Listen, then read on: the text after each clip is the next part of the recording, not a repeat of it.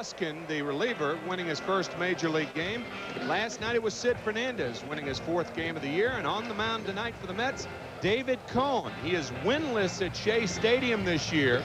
He's 0-3 at Shea, 1-1 on the road. And the reason that's so unusual, before this year started, David was 21-6 at this ballpark. So he's 21-9 here at Shea Stadium. And David Cone will be pitching to this Pirate lineup. Leading off and playing third base, Wally Backman. Batting second, the shortstop, Jay Bell. Batting third in center field, Andy Van Slyke. Batting fourth, the right fielder, Bobby Bonilla. Batting fifth, playing left field, Barry Bonds. Batting sixth at first base, Sid Bream. Batting seventh and catching, Mike Lavalier. Batting eighth and playing second base, Jose Lean. And the pitcher, Bob Patterson, batting ninth. How about that? It looks like the Killer Bees. 5 Pirates names starting with B. The Killer Bees. And defensively for the Mets, Kevin McReynolds, Keith Miller, Darryl Strawberry. Darryl with 2 home runs in last night's game. In the infield, Howard Johnson still nursing that sore left shoulder. Tim Teufel will start at third base. Kevin Elster at short. Greg Jeffries at second. Mike Marshall at first. Orlando Mercado behind the plate.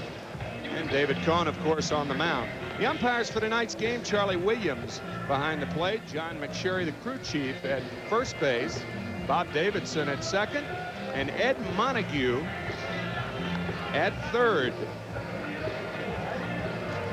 Lovely, lovely, lovely evening for baseball.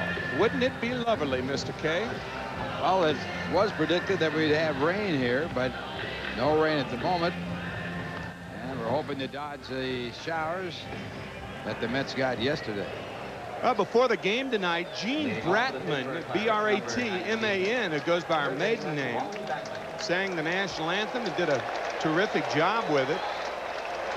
Gene, you may or may not know, is the wife of Gary Cohen, who works with Bob Murphy, bringing you the game and games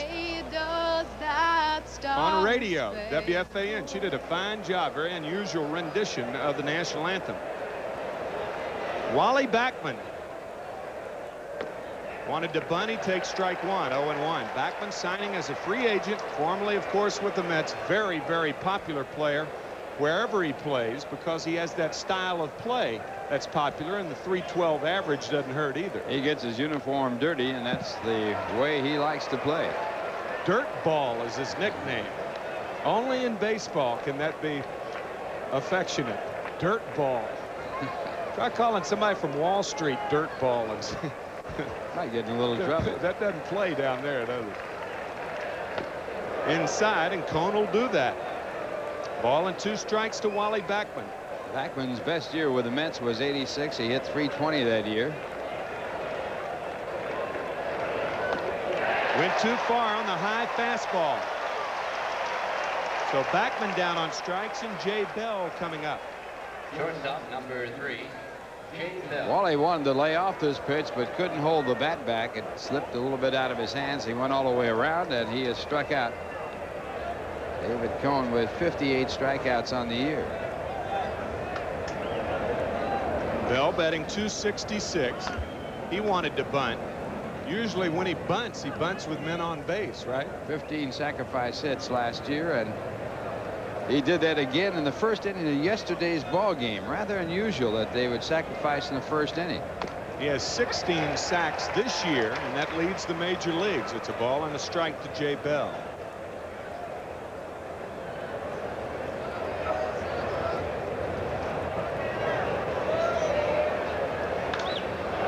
Ball and 2 strikes to Jay. Picked up from the Cleveland Indians for Felix Fermin, and he has done a fine job for the Pirates, giving them stability in the infield. First round selection in the June '84 draft by Minnesota. He was 8th in the nation. Good player, deceptive power. He had 10 home runs at Buffalo last year. Slider gets him. 2 straight strikeouts for Cone. You can look for that pitch and you're not going to hit it. That was nasty. Well, this thing just breaks right off the table. Look at the sharpness of this break. It's really tightly wrapped, and Cone now starting off with 2 strikeouts. There's no doubt about his ability to have good stuff. He's got that and always had, even though his record stands at 1-4. Bobby Ojeda starting tomorrow's game. Doc Gooden will start Tuesday in Chicago. Ojeda against Walt Terrell tomorrow afternoon. That's a bad play right there. 2 out, nobody on in the first inning. You're going to bunt. Your power hitter, and Andy, come on. that's to go for the extra base hit in this spot, but he's bunting for the average. Especially with power. I mean, your percentages are to try to hit. Now look at his average. 7 home runs. Your percentages are to hit an extra base hit and be driven in instead of a bunt. For the most part, it's going to take 2 hits to score you. Outside advantage of him stealing a base maybe, but 0-2 to Van Slyke. The delightful free spirit of the Pirates. Said he'd like to trade places with his wife so I can see how wonderful it is to live with me. He's got some quotes, I'll tell you. Fork ball is outside, the split finger.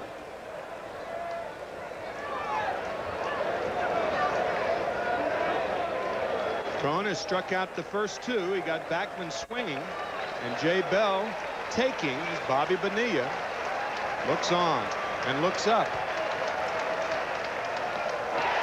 3 straight strikeouts for David Cohn here in the first inning. The Pirates go meekly. No score, middle of the first. We're back after this from Hess Oil.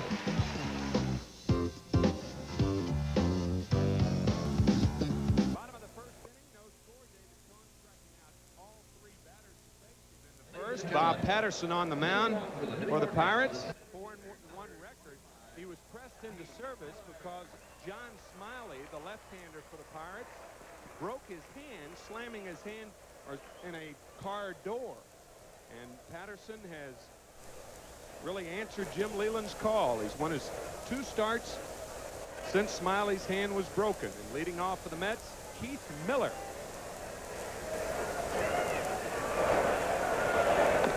High, ball 1.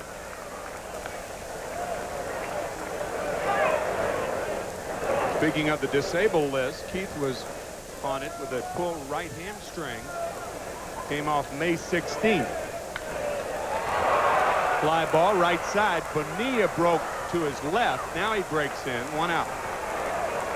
So Miller is out. He'll be followed by Kevin Elster, who's playing shortstop. Batting third, the second baseman Greg Jeffries. Batting fourth in left field, Kevin McReynolds.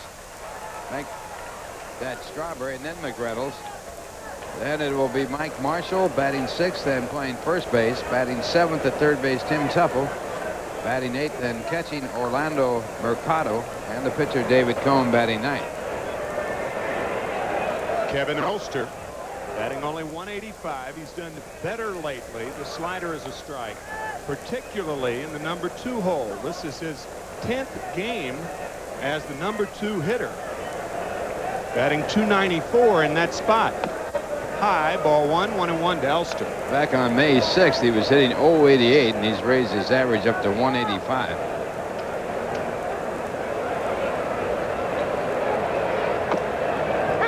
Good fastball on the outside corner, ball and 2 strikes to Elster. Steve Blass, who pitched for the Pirates, a 20-game winner for the Pirates, and also now broadcast for them, said that Patterson has started to really come at the hitters. He was a nibbler, afraid to throw it in the strike zone, afraid to get out in front. Now coming right at you. And as he did just then, the first strikeout for Patterson, 2 outs, and Greg Jeffries coming up. Defensively for the Pirates, Barry Bonds, 7 assists for Bonds this year. That leads the Pirates. Andy Van Slyke, Bobby Bonilla, Van Slyke a Gold Glover. Backman, Bell, Leyland, and Bream. LaValliere behind the plate, and Patterson on the mound. The Mets being invaded by bees tonight. They get enough guys that have that last name start with a B, haven't they? And they can sting the ball, too. Bonds and Bonilla in particular. It's 0-1 to Jeffries. A home run in last night's game with 1 aboard. Ball 1. 1-1 to Greg Jeffries.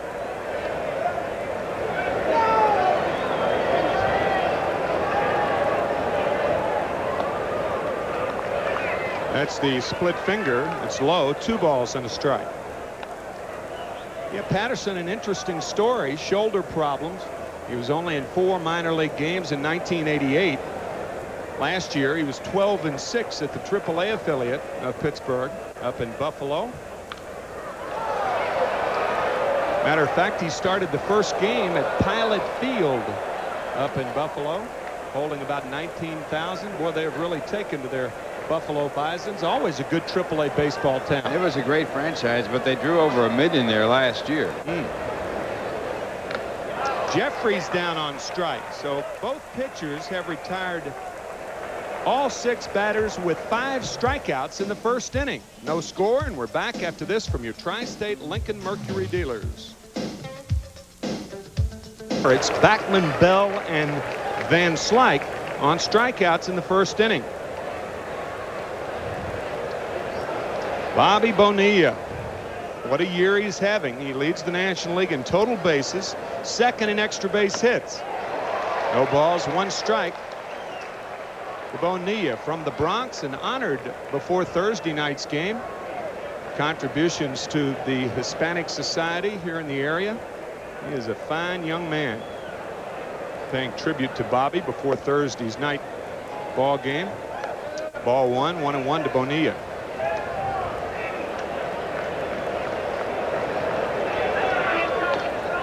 Splitter is outside, 2 balls and a strike.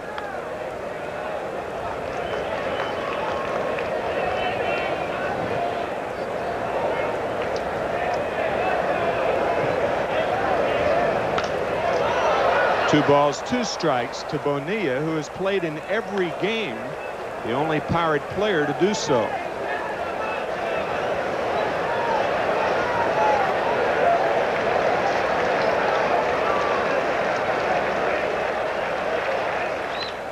This one hit to deep right field. Darryl Strawberry back at the edge of the track, and he makes the play. 1 away here in the second. 4 in a row retired by Cone, and Barry Bonds coming up. Left fielder number 24, Barry Bonds. Didn't get all of it, did he? No, he got that in on the trademark, and so the ball didn't carry too well, and Darryl just nonchalantly puts it away. Made a very fine catch in yesterday's ball game, a diving catch in the grass. Darryl dazzled both offensively and defensively last night. No balls, 1 strike to the multi-talented Barry Bonds. Ball 1, 1-1. He finally got his wish. He didn't like leading off. He wanted to be down there where he could drive in some runs, so he is down in the 5th slot in the batting order, and he's driven in 40. That's 6th in the National League, and this one fouled away, foul territory, as Mercado, the catcher, makes the play. 5 in a row now retired by Cone.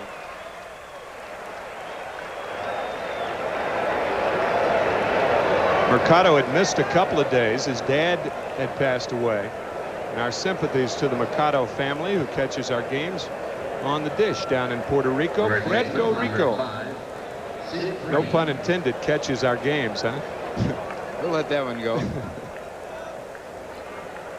Incidentally, welcome back after your 1 game of missing. Yeah, I hear Ray Knight did a terrific job last night. There's Barry Lyons, and oh, the games people play.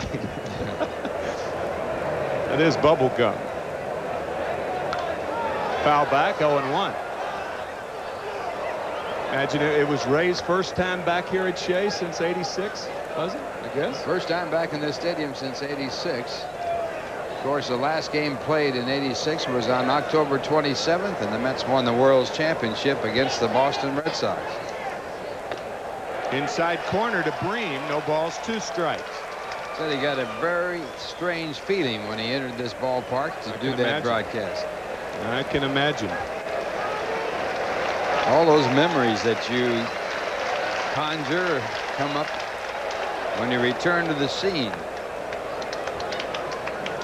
Ray, the most valuable player in the '86 series. The miraculous the last 2 games. Miracle Mets of '86. Bream down on strikes. That's 4 strikeouts now for David Cone. He is breezing. No score after 1.5, and we're back after this from the 9X Yellow Pages. We'll play tomorrow afternoon and then go to Chicago and play a 4-game series It'll be Bobby Ojeda and Walt Terrell tomorrow. Frank Viola against Greg Maddux on Monday. We will carry the game Tuesday afternoon from Chicago. Doc Gooden against Mike Bielecki. And then a doubleheader on Wednesday afternoon. Darryl Strawberry takes a breaking ball low, ball 1.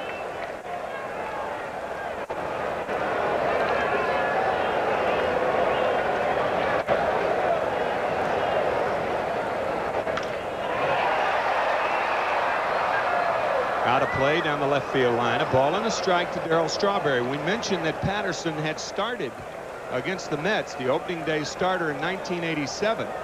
Darryl Strawberry, his first at bat, hit a 3-run homer, and the Mets beat the Pirates 3-2. Strike 2, a ball and 2 strikes. But Darryl is facing a pitcher with a lot more confidence now, Ron. He's really coming at it. Good fastball, throwing the ball right in there. Kevin McReynolds waits on deck. He also picked up his first save against the New York Mets here at Shea September 9th. That was last year. This one fouled away. Still a ball and 2 strikes to Darryl Strawberry.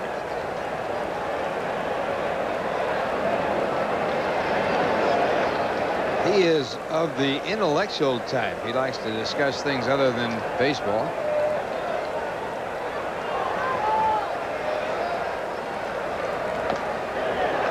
Two and 2. Has a degree in industrial technology. Carolina University. East Carolina University. This one hit the left center field. Van Slyke and Bonds converging. It's Bonds who makes the play. This game has not seen a base runner yet. One out here in the second. Kevin McReynolds coming up. I guess you could say he's been a pitching machine the last 2 outings. He has done extremely well. He beat the Dodgers and Valenzuela, and he beat the Cubs and Bosky his first 2 starts of this year.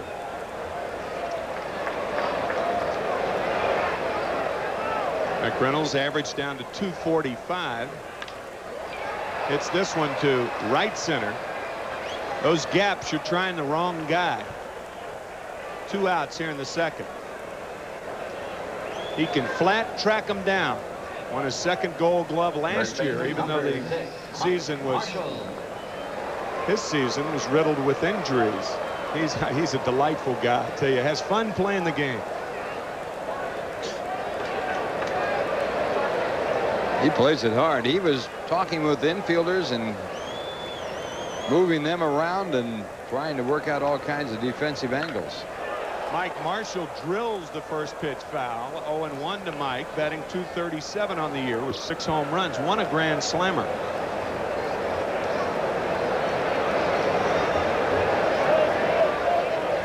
Cubs won today. We will have all the scores from both leagues on our Nissan scoreboard. Lenny Dykstra in that game. Slider is inside. Extended his hitting streak to 22 games. He was 1 for 4 with an RBI. So the amazing Lenny Dykstra, who was hitting, he was hitting .410 going into today's game, so he's probably down to .408 or something like that. Slider inside. 2 balls and a strike to Marshall.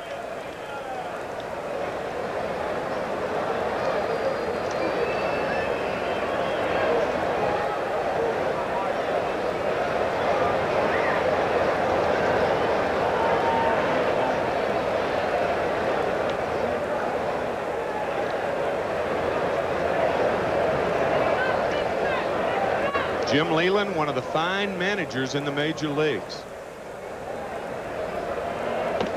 High to Marshall, ball 3-1.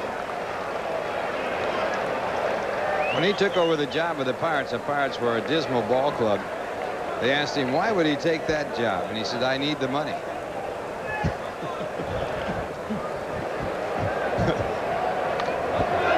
Man of vivid candor, huh? And he is that way. That's his personality. Yeah, I mean, he's just direct and very honest about everything he says and does.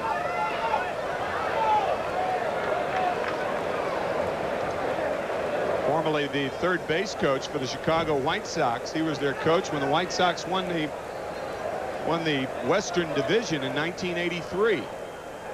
Tony La Russa was the manager that year. Marshall still 3-2 on Mike. think about the White Sox that year. They had Leyland, the third base coach, LaRusso, the manager, and Roland Heeman was the general manager. Now Heeman successful in Baltimore, LaRusso is successful in Oakland, and Leyland successful here with the Buccos. While the White Sox are emerging as a real success story, the big surprise in baseball this year under Jeff Torborg. The trivia quiz of the year is name their starting pitchers. All young players. Bobby Thigpen doing a good job in the bullpen, 17 saves on the year. Marshall walks, and that's the first base runner of the ball game. Third baseman, number 11, Tim Tumble.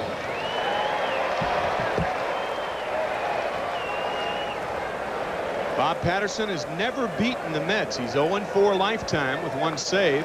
Ralph mentioned that earlier. Tim Tuffle, the batter, in for the ailing Howard Johnson. Hojo still with a problem with his left shoulder. He says he doesn't know how he hurt his shoulder. He thinks it was on a swing on the Mets West Coast swing recently. Tuffle rips it, fair ball down the third baseline, long throw, and he throws it away. Tuffle the second, Marshall the third. It'll probably be a base hit and a throwing error on Wally Backman.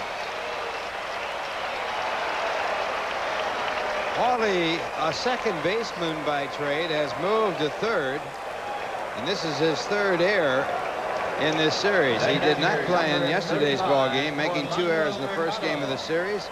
Right here, he makes a very fine catch of the ball, but his throw is low. Bream unable to handle that half hop. And the Mets now have runners at second and third with 2 men out on the error.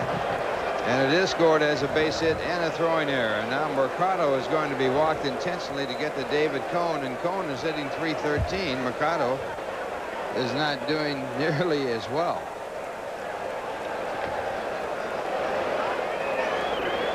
Mercado has yet to have a base hit with the New York Mets. You got a lefty-lefty matchup. I guess that's what he's figuring on, but I think you raise an interesting point. Early in the ball game, Patterson cannot afford to walk Cone. No place to put David. It clears the pitcher. So the Mets will have the leadoff batter in the third inning. So Mercado on base and Cone the batter. David 5 for 16 on the year. Bases loaded and 2 outs. Incidentally, that error by Backman, the 7th error that the Pirates have made against the Mets in 3 games. Buccos overcoming 4 errors in Thursday night's game to win that game 5-4. 2 outs, bases loaded here in the second, no score.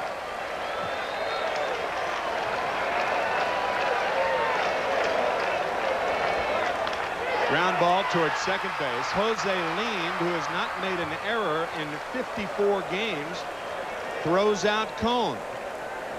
The Mets threaten, fail to score. No score after 2. We're back after this from General Electric. Mike with a .300 average. He started the season 1 for 17, but since that time has batted .365. The hair-suited Mike LaValliere.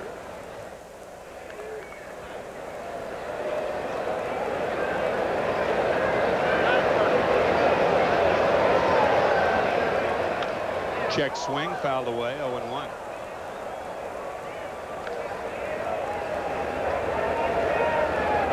Mike coming over from the Cardinals in a deal that turned out to be a good deal for the Pirates. Van Slyke, Mike Dunn, and Mike LaValliere for Tony Pena. Line to left, McReynolds over, and he makes the play. Kevin McReynolds on a sparkling diving catch, 1 out.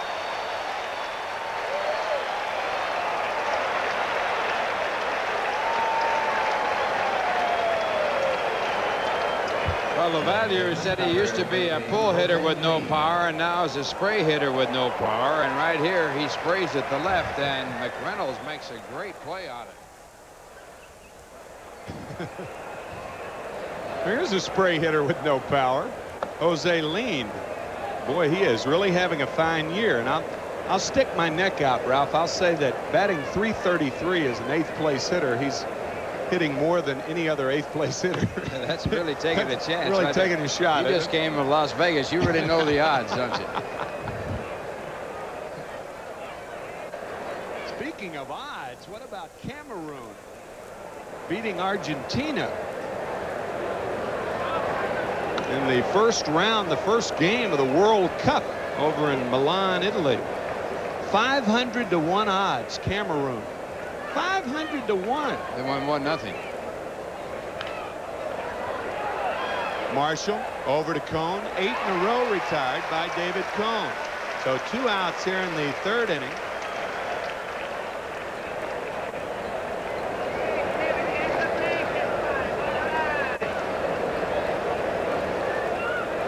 The folks in Italy get rather zealous about their soccer, do they not? They're serious. Folks All of Europe, though. Yeah. All of the other world. Especially Western Europe. Most watched sport in the world. Well, people play it. As Bob Patterson takes a fastball outside, 1-0.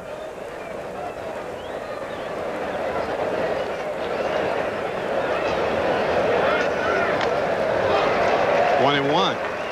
I've always been fascinated how most of the world, they're trained athletically to use their feet, while in America, most American athletes are trained to use their hands. Ball and 2 strikes to Patterson. Soccer, of course, your hands are merely appendages. All except the goalie can touch it with their hands. Can't touch it with their hands. David Cone has been sharp. 9 in a row retired by Cone. No score after 2.5, and we're back after this from Exxon Gasoline. See 4 tickets to a game, a jersey, bat and baseball, and get to go on field to watch batting practice and have a photo taken with a Mets player. Look for entry forms wherever milk duds are sold. This offer is limited, so to be sure, enter today. No purchase necessary. Void where prohibited. Winners do not perform bat boy or bat girl duty. Well, both teams are firing up duds so far tonight. No score. The only hit of the game, an infield hit by Tim Tuffle in the 2nd.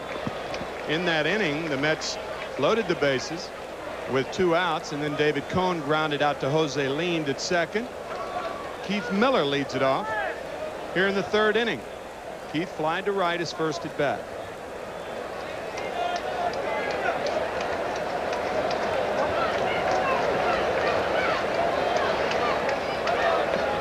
You saw LaValliere remind Patterson of the bunt the other way. Bream came in, and sure enough, Keith Miller looked like he wanted to push the ball by Patterson, but he takes a strike. 0-1. Change cued into the stands above the Mets dugout.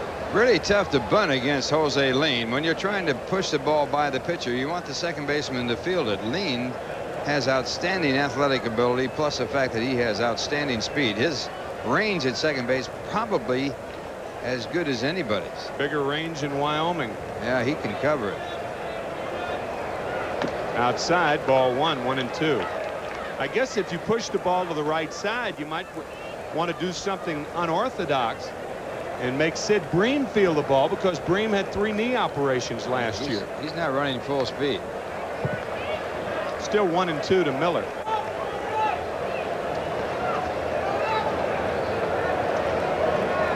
There's Sid. Missed almost all the season last year, and that really did hurt the Pirates. Has a good glove. Popped up between LaValliere and Patterson. It's LaValliere, and that's what you want to do. You want to find the ball and then throw your mask. If you throw your mask prematurely, you may end up stepping on the mask. I'm saying that from experience. 1 out. Yeah, a little pop up here, and LaValliere finds the ball. Says, I got it. And puts it away. Pittsburgh leading the National League East by 4 over Montreal, 5 over the Phillies. Make that 5.5 now over the Phillies since they lost to Chicago today. The Mets trail by 8.5. Ball and no strikes to Kevin Elster, who struck out in the first inning. Popped up right side. Bonilla. We're checking out the Nissan National League scoreboard. Cubs defeated Philadelphia 4-3. Just underway, St. Louis and Montreal. Atlanta 2, San Francisco nothing. Bottom half of the second. Cincinnati just getting underway in Houston. And later on, the Dodgers in San Diego. The San Diego Padres moving up on Cincinnati. They're only 6.5 back now. Greg Jeffries takes a breaking ball for a strike, 0-1.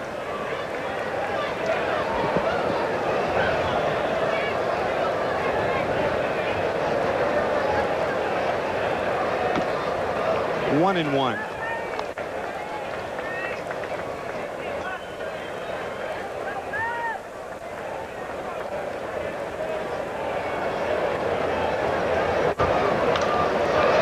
Foul back, a ball and 2 strikes.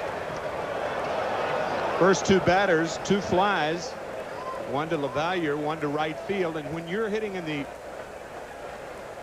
top of the batting order, you want to get in the habit of hitting the top half of the ball. When you hit a fly ball and you can't hit home runs, they're going to be outs. This one hit deep to right field. Bonilla over, and he can't get to it. Now, if you can drive the ball like Jeffries, that's why he's hitting third. He has extra base power. Double number 16 on the year, and he's at second with 2 out.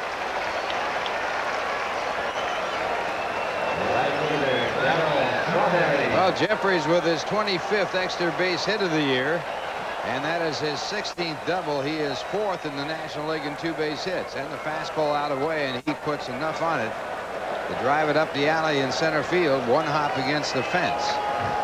So the Mets again have a runner in scoring position. I think that's a good way, if you're not a guy like Jeffries, a Strawberry coming up, but it's a good way for a singles hitter to work on batting practice, is to eliminate the bottom half of the ball, hit the top half of the ball down and through, and that way you hit line drives and ground balls. You notice Kevin Elster makes a lot of outs in the air. Same with Keith Miller.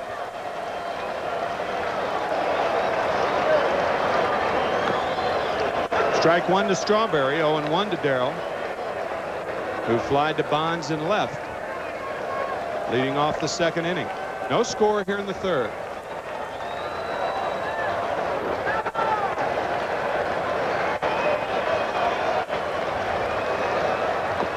Slider stays on the inside corner. That's what fooled Darrell.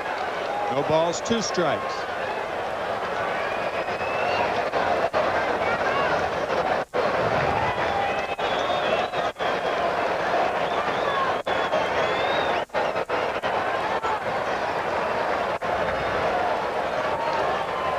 Fastball inside, drilled a foul. You saw LaValliere with the 3rd sign. That was the pinky inside. So if you're on second base, and I'm Greg Jeffries, I would guess it's the 3rd sign that LaValliere is using. Strawberry hit his first home run off of the Pittsburgh Pirates pitcher Lee Tunnell, and he now has Mets home runs against Pittsburgh, 28.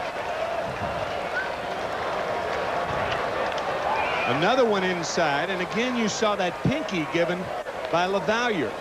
A catcher can give a pitcher 2 types of fastballs. With the forefinger, a left-hander, it's fastball away. With the pinky, it's a fastball inside to a left-handed hitter. Slider right here, away.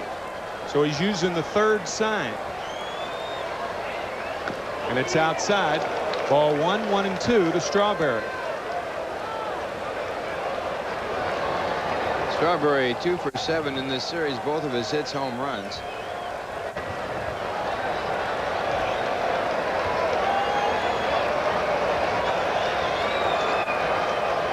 Like another slider. The third sign was he might have crossed himself up. He gave the pinky as the fourth sign. Yeah, I think they just got a little mismatch here. So the pinky was the fourth sign. The slider was the third sign, and it's a slider, and it's outside. 2-2 to Strawberry. Kind of fun, folks, to sit in your living room and break the code. Yeah, broken the code. Ultra is broken again. Like another slider. Shaken off by Patterson, and LaValliere wants to talk. Put down 3 fingers for the third sign and 3 fingers for the fourth sign. Yeah, you don't want to use the third sign and put down 2-2-2. That's been done before. That's not deceptive.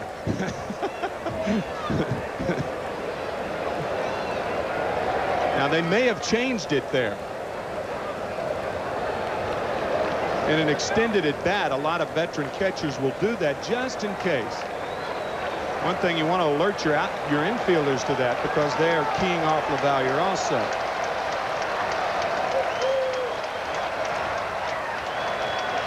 Another slider, last sign. This one ripped deep to left field. Back is Van Slyke, and he makes the play in the middle of the warning track. The Mets fail to score once again. No score after 3. Strawberry just missed it. We'll be back after this. Between innings, Mike LaValliere talking to Bob Patterson, going over the signs. Kind of interesting. And in for the interesting play-by-play, Ralph Kiner. Okay, Tim, and it'll be Wally Backman to lead it off. He goes after the first pitch. It's a deep to right center field. This could be gone, and it's gone. Goodbye. Wally Backman with his second home run of the year, and the Pirates take the lead 1-0.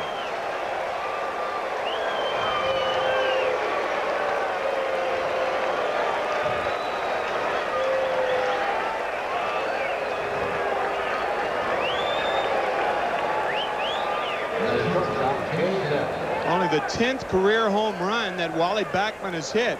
He doesn't hit many. But you remember that first at bat, he struck out on that high fastball. He came up there looking for it, ripped it to right center. That is the 8th home run given up by David Cone, and the pitch back now to Jay Bell in there for a called strike. Cone had retired his first 9 batters, striking out 4. Then giving up his first hit, a home run to Wally Backman. 46th home run for the Pirates, and this ball hit in the air to center. Miller is there.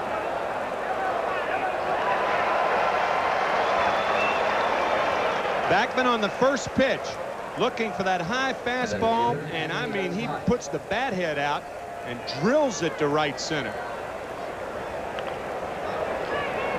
So Bell out to center field as that pitch goes out of the ballpark to put the Pirates up, and Andy Van Slyke is the batter. That's what we talk about, you know, often about the second time through the lineup. The second time through the lineup, you can't do what you did the first time through the lineup. Van Slyke was struck out his first time up. David Cone got him with a fastball. Starts him off with a breaking ball here in his second at bat. Van Slyke hitting .329. And that pitch for ball 2, 2 balls, no strikes.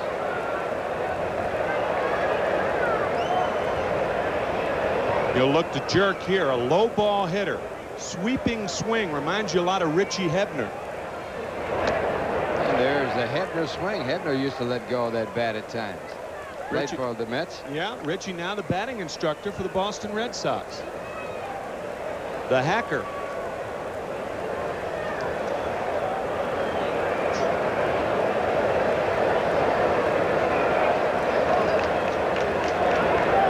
And that pitch right in there for a called strike. 2-2.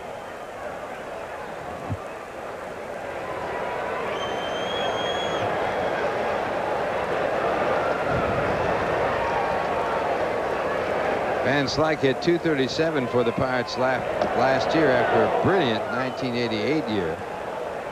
He has a lifetime average of .267. He was so bad last year, a fan threw a lighter on the field. He went over to pick it up as Boston looks on. There was a note attached to the cigarette lighter. Swing and a miss and strike 3. What did it say? And on that note it said, use this to light a fire under you. Right fielder, Bobby Bonilla. Nissan American League scoreboard 1-0 Baltimore over the Yankees down at Municipal Stadium in Baltimore. No score Seattle at Detroit in the first. 11-6 Boston over Cleveland, a final. No score Chicago at Minnesota. Same thing at Toronto at Milwaukee. Kansas City losing to Oakland 5-0. And Texas at California later on this evening. And now with 2 men out, the batter will be Bobby Bonilla. Bonilla flied out to right field his first time up. The first pitch, a curveball for ball 1. Bonilla as a left-hand batter hitting .369, as a right-hand batter just .202. He has really done the job from the left-hand side. He's hit 11 of his 14 home runs left-handed. The 2-0 pitch. Fastball hit out to deep left field. Moving back is McReynolds to the wall, and he makes a grab of the ball in air, and that retires the side. As Bonilla is robbed of an extra base hit by Kevin McReynolds. 1 run on the home run by Wally Backman, the first hit for the Pirates in this ball game, and the score at the end of 3.5 innings. The Pirates won, the Mets nothing. Now here's a word from your New Jersey Bell Atlantic. Bob Patterson on the mound for the Pirates. He has given up no runs on 2 hits in his first pitch in for a called strike. McReynolds flied out to center field his first time up.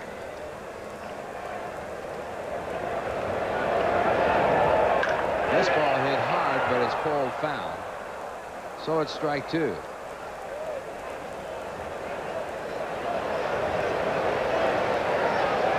You're watching Mets Baseball 90 on WWOR-TV, Secaucus, New Jersey. And a check swing. Ball fouled away, so the count will stay.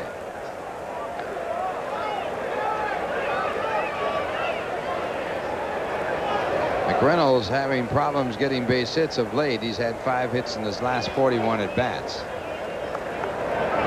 And there's a base hit. Good at bat right there. You know why? Because he pulled 1 foul before 2 strikes, and then with 2 strikes he adjusted. It's a good pitch by Patterson on the outside part, and McReynolds just drills it up the middle. That's good hitting right there. What makes a good big league hitter is the way he adjusts with the count. With 2 strikes you protect away. Up to 2 strikes you open up and rip the ball. Now Mike Marshall. Sounds easy. It's not easy, but it's a pretty good formula to go by. It is a good formula, and it is correct, but it is not easy.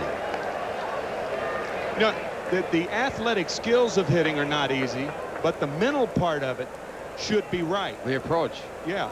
If your approach is right, you're going to be much better off than if your approach is wrong. Profound comment. And now the 1-0 pitch to Mike Marshall. And he takes it high. 2 balls, no strikes.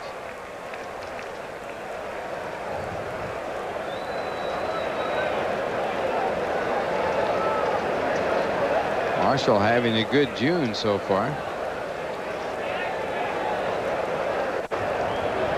3 for 8 in this series coming in. He walked his first time up to keep it at 3 for 8. 2-0 pitch, and it's hit hard to right center. It'll be extra bases.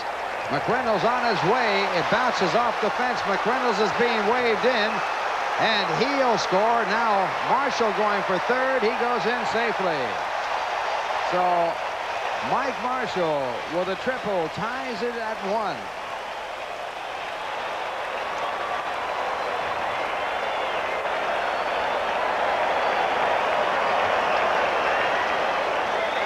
Well, Bonilla feels the ball, and then when he grabs the ball, he comes up and loses the grip. Watch. Whoops. I don't know whether it's going to be scored a double and an error or a triple. So far, no error has been given. But had he made some type of throw, I think Marshall, it is a double and an error. It's a double and an error on Bobby Bonilla. Because I think if he throws any kind of throw into the infield, and Marshall holds at second, I think McReynolds would have tried to score, waved around by Chuck Hiller. But good base running by Mike Marshall. The play was in front of him, and he took advantage of the error by Bonilla. McReynolds definitely would have scored. Yeah, right. So the Mets have tied it at 1. They have a runner at third with no one out, and Tim Tuffle coming up. Ray Miller, the pitching coach, a trip to the mound. He makes numerous trips to the mound. I think I'd play the right side of the infield in. Bream is in, and the first pitch to Tuffle is fouled, strike 1. I think I'd bring Leyland in because you're really not losing a lot with Mercado, who's hitless for the season, and David Cone, a left-hander, coming up. That in itself takes care of the big inning. Then if you get, because of moving the infielders in, you get Tuffle out, now you've got the bottom part of the batting order, the weakest hitters in the Mets order, to pitch to. 1 strike to count to Tuffle, and he pops it up. So the Mets failing to get the runner in from third with no one out as Bell makes the catch. And now it will be up to Orlando Mercado, who has yet to have a hit for the Mets. The catcher, Orlando LaValliere, Mercado. with Marshall on third, now 1 out. LaValliere out to talk to Patterson. I'll tell you, Davey Johnson, who was deposed as manager of the Mets, everybody knows that. Buddy Harrelson taking over.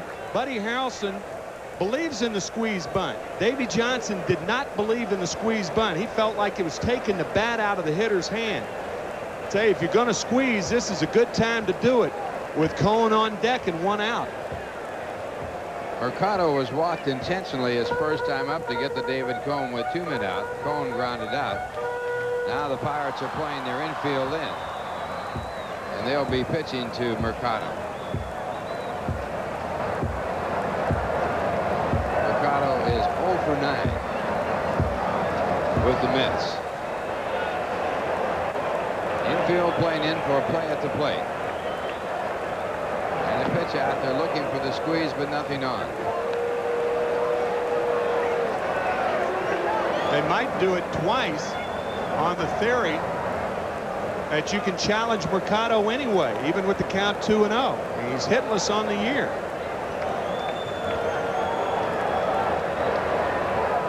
No, slider.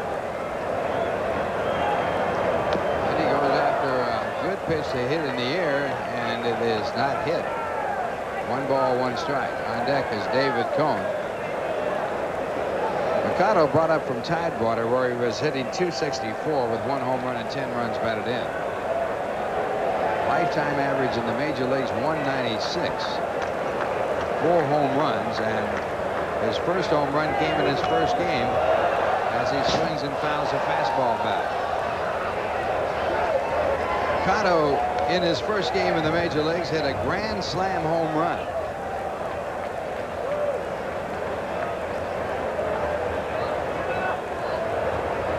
No one has ever hit a grand slam home run in his first at bat in the major leagues in modern day baseball. He hit it off Steve Comer of Texas. This ball hit deep to left. It could be gone. It is gone. Goodbye. Orlando Mercado with his first base hit for the New York Mets. And it's a 2-run home run. How about that?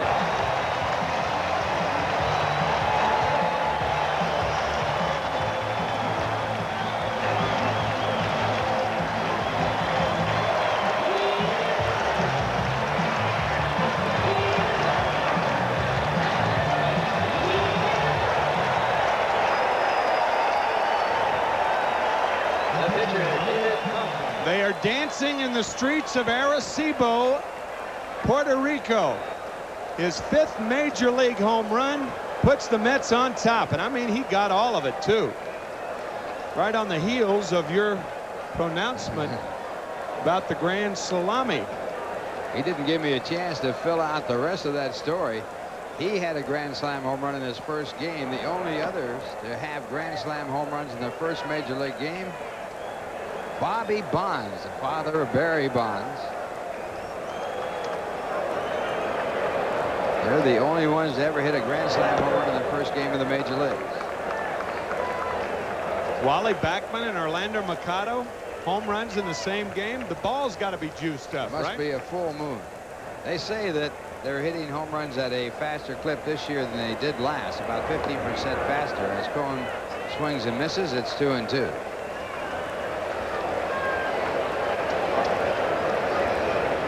Bob Patterson now has given up 6 home runs on the season. Don't tell me the hand hurts after hitting that one. Nothing hurts after hitting a ball that hard. Maybe it's a handshake. Hurt his hand, maybe doing a high five, huh? It's on his throwing hand as they check it out. Here's the 2-2 pitch to Cone, and he fouls it back out of play. Tell you, don't laugh. The handshakes today are more dangerous than they were years ago. Joey Amalfitano had his thumb dislocated on a high five or a low five or some kind of five when he was shaking hands with Steve Sachs several years ago. Joey, the third base coach of the Dodgers. This ball lined to left field. Coming over is Van Slyke. He can't get to it. It goes on by. Cone on his way to second. And he's going to try for third. Here's the throw. It's in the dirt. And he slides in and he's out. So David Cone, trying to pick up a 3-base hit, is thrown out as he tries to stretch the 2-base hit. Now David just ran out of gas. Of course, it's understandable. Pitchers are not used to running the bases. They do those wind sprints before games, not before games, but between games. But they rarely air it out, and you could see David sliding too soon. Nice try by Van Slyke. That ball going away from him, however. Retrieved by Bonds. A good play by Bonds, getting the ball in to Jay Bell, and the throw nails him. Fundamental baseball. Bonds hits a cutoff man, and Bell throws a strike to third to get Cone. So now with 2 men out, the batter will be Keith Miller. Mets exploding for 3 runs on 4 hits in this inning. A home run and 2 doubles and a single, and the pitch to Keith Miller. Ball 1. I'd take a strike if I was Miller. Got to give him a little rest. He's Right. got to be tired. You can tell by the way he's breathing. That was a tough effort for him. And Miller takes that strike, but he was not taking it all the way through. He was going to try and hit it. It's called a strike, and it's 1 ball and 1 strike. Miller has flied to right and popped up to the catcher in fair territory. This ball hit hard to left. 5th hit in the inning for the Mets. Miller makes the wide turn and decides to hold as Bonds gets it back in. That'll bring up Kevin Elster.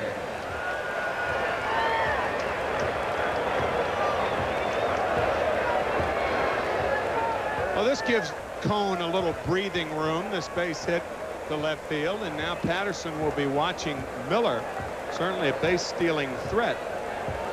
If Cone stolen 9 bases on the year. If Cone had not tried to make that 3-base hit and had stayed at second, I doubt if he would have been able to score on the hard hit ball by Miller for the base hit. Not with Bonds out there. Bonds with 7 assists on the year. And a big throwing assist in the first game of the series, throwing out a runner at home.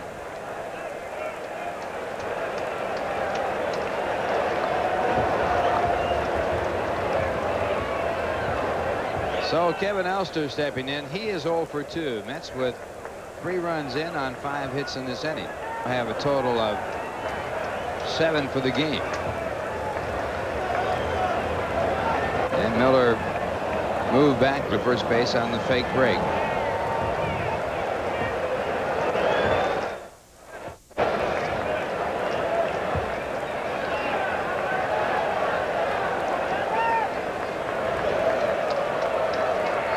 And the throw to first.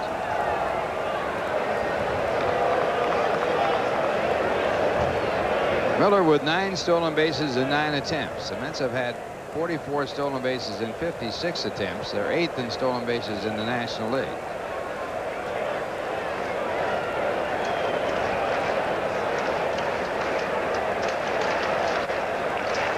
And the pitch to the plate is taken outside, a fastball for ball 1.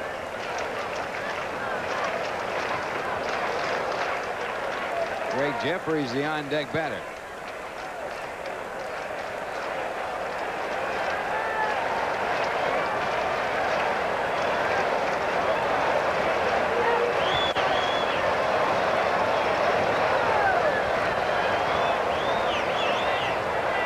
Another throw to first base. Patterson has balked once this year. Big John McSherry, the first base umpire.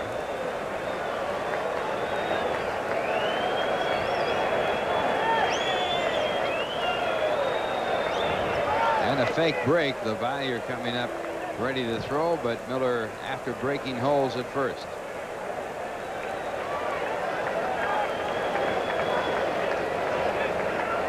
How about that? Glenn Braggs, the strong outfielder of the Milwaukee Brewers. Bob Sabre, you remember Sabre, and of course you know Ron Robinson. Sabre, the breaking ball pitcher.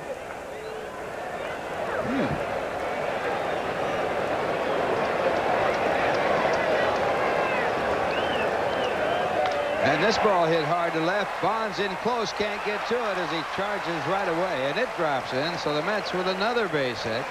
Miller moving to second base. And Greg Jeffries coming up, the 8th man to bat in this inning. Second baseman Greg Jeffries. This is the one more man syndrome. Jim Leyland with a left-hander warming in the Pirates bullpen. The 6th hit in the inning. The Mets had only 2 hits before the 4th inning started, and now with 6 hits in this inning. Bob Kipper, the left-hander, warming. If Jeffries gets on, however, it'll be Kipper against Strawberry. I mean, that's what you have to figure. He just started throwing in the bullpen in spite of the fact that the Mets have been lacing that ball all over the park. Davey Cohn now has been given a chance to rest. Get some of that oxygen going in his system. As Greg Jeffries steps in. Greg with a double his last time up, struck out his first. Now a chance for some more RBIs.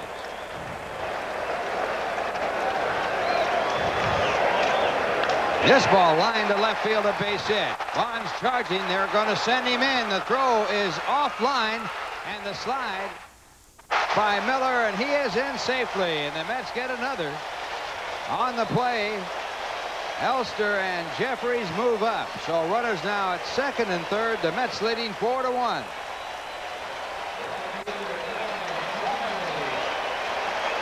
Tell you, fine play by 3 people. Number 1, good hitting by Jeffries. Number 2, look at Bonds charging the ball, and watch the unorthodox slide of Greg Jeffries. That's an in-between slide. Sometimes you're better, or I should say Miller, sometimes you're better off going in straight up. That is a good way to get hurt. Miller caught in between. David Cohn happy, obviously, that he got another run. Save. So a good job by Miller on the bases and scoring on that short throw by Barry Bonds. Good play by Chuck Hiller, too, the third base coach, sending Miller, taking a chance. When you're ahead, you can do that. So Patterson is out of the ball game as the Mets bat around in the 4th inning. And while the new pitcher comes in to take his warm-up pitches, here's a word from Sharp Electronics. Only his 9th appearance of the year. He opened the season on the disabled list, recently reactivated. And his first pitch to Strawberry, called strike. He got his first save of the year against the Mets in the first game of this series. Pitching in the 9th inning, giving up no hits and no runs as the Pirates won it 5-4 for Scott Ruskin. And the breaking ball, a swing and a miss, and Strawberry down with a 2-strike count.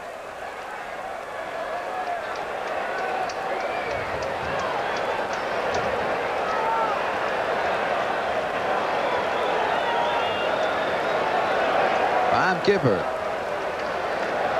originally signed by the California Angels. Got 2 of his 3 wins against the Mets last year. He had a record of 3-4 with 4 saves. And Strawberry, a wild swing and a miss, had a ball in the dirt, and he is struck out for the final out of the inning. But the Mets send 9 men to the plate. They score a total of 4 runs. They had a total of 7 base hits in the inning, leaving 2 and scoring. Well, a big crowd on hand here for this ball game tonight. One more with the Pirates tomorrow. It's a sellout tomorrow. And for the Mets, it'll be Bob Ojeda on the mound against Walt Terrell, the former Mets pitcher, acquired by the Mets from Texas, along with Ron Darling, for Lee Mazzilli. One of the first trades made by Frank Cashin on his way to building this New York Mets club.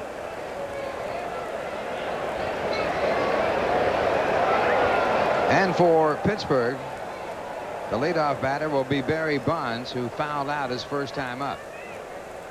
David Cohn on the mound, and the fastball fouled back. It's strike 1.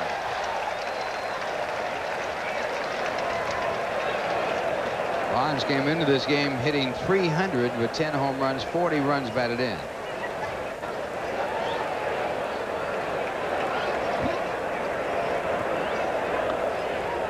And the curveball dropping in the strike zone. It's strike 2. Barry Bonds and his daddy Bobby Bonds has a combination father-son combination. More home runs than any other father-son combination in the major leagues, surpassing the Bells, Buddy, and his son. And this one high, skied high into shallow center field. Miller running Jeffries off the play, and Miller makes the catch.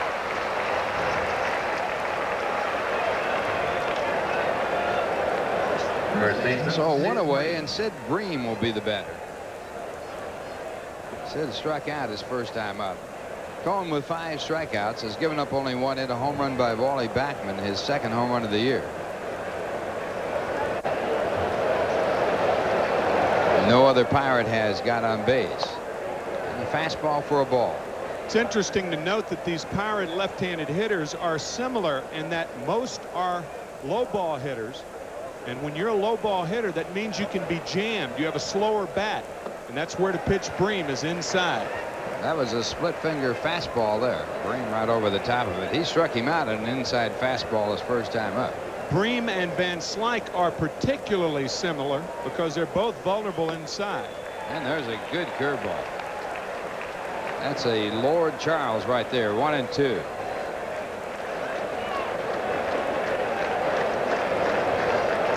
Regal.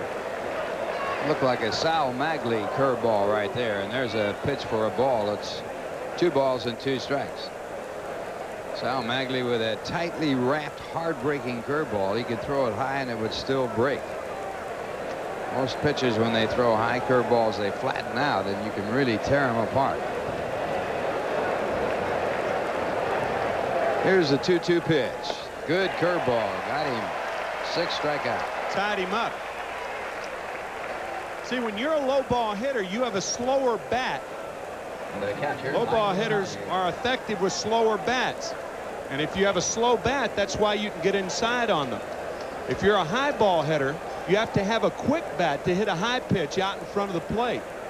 So therefore, you want to stay away from high ball hitters, generally speaking, and crowd low ball hitters. And now Mike LaValliere, the batter, robbed of a base hit and a diving catch by Kevin McReynolds in left field in the 3rd. It's first at bat.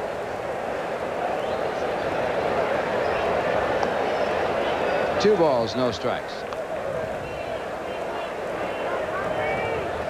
Pirates have scored first in this game. They are 23-7 in games in which they score first.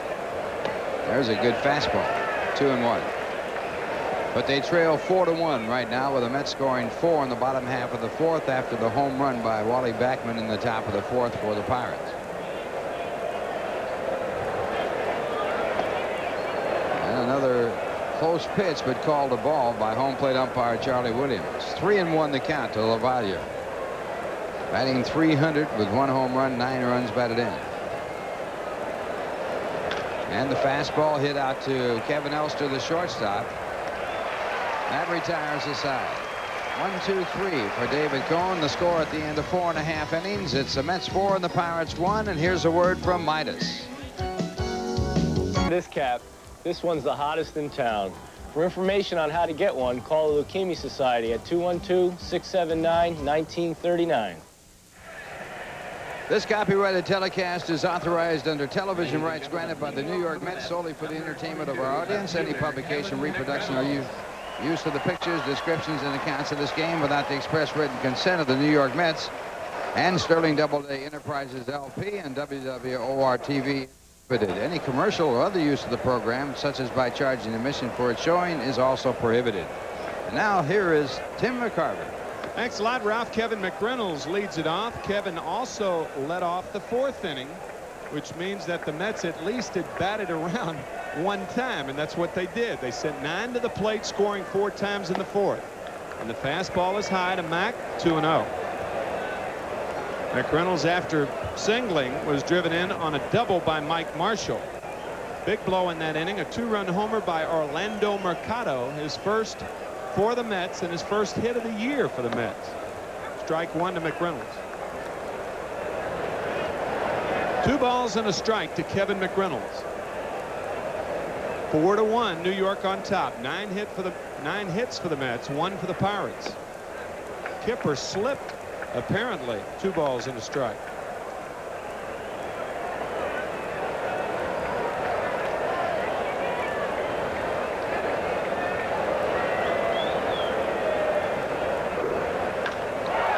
This one hit to left field, I think in foul territory, as Bonds is over. And did he make the play? Yes, says third base umpire Ed Montague. There's a blind spot in left field, and a left fielder can actually disappear from our view, but not our cameras. And he gets over there and reaches into the bullpen area. Baseman Mike Marshall. I guess you'd say just foul territory area to make the catch. Good play by Barry Bonds. 1 out here in the bottom of the 5th, and Mike Marshall was credited with an RBI on that double. He did take 3rd on an error by Bobby Bonilla. Change, swing and a miss.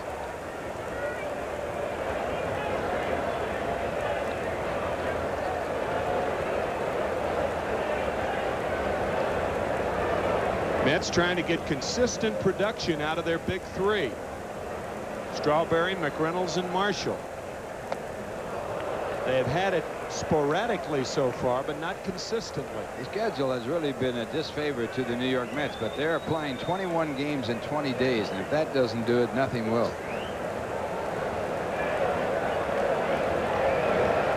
Second strikeout for Kipper. 2 outs here in the 5th, and Tim Tuffle coming up. No major league team can play 21 days in a row unless they have an off day on the 22nd day.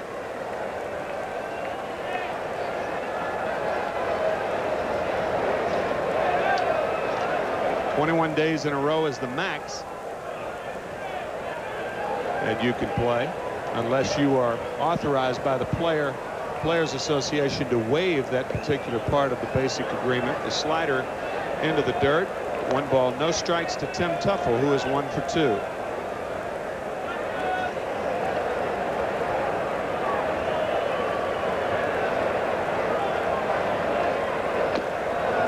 To Tim. The Mets go to Pittsburgh for 4 games next weekend, Thursday through Sunday, and that'll be the first time that they play in Pittsburgh this year, even though it's the second time that Pittsburgh has visited New York. And the reason for that, the Mets were supposed to open in Pittsburgh The lockout prevented that, and that's why the Mets will be playing the Pirates the last 3 days of the season, extended through the 3rd of October. Ball and 2 strikes to Tuffle. Those games could be mighty big games. At least the Mets hope so. The 1st, 2nd, and 3rd of October were not originally on the schedule. So the Mets and the Pirates will meet in Pittsburgh those 3 days. The other 3 games against the Cubs, one of which has already been made up, will be made up through the course of the season. 2 more. The Mets go in order in the 5th inning. 4-1, New York after 5. We're back after this from Manny Hanny, Manufacturers Hanover.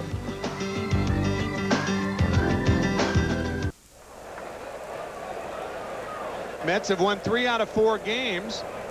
Dave Magadan, almost as you see in the foreground, almost the forgotten man on the New York Mets. Tom O'Malley starting the other night.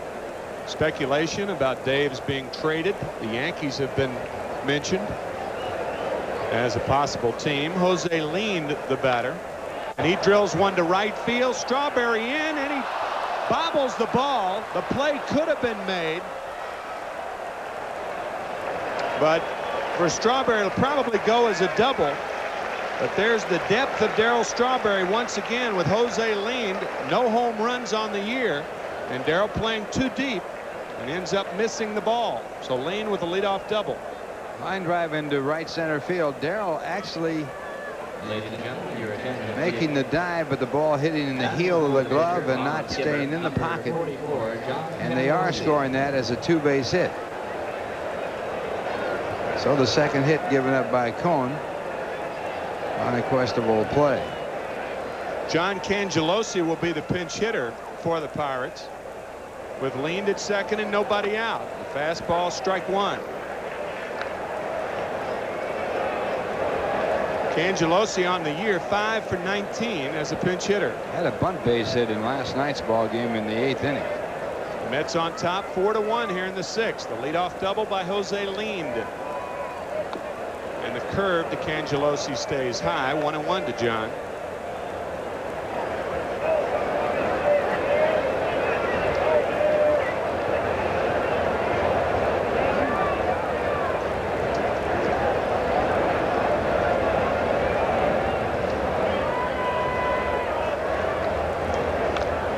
Tapped foul, a ball and 2 strikes.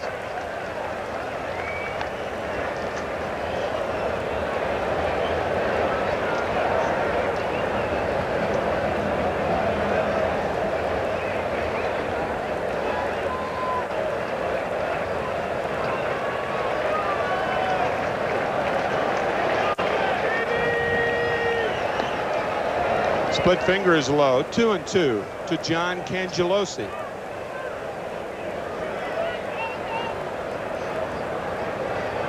He led the National League pinch hitters in walks last year. He has a small strike zone and is tough to pitch to.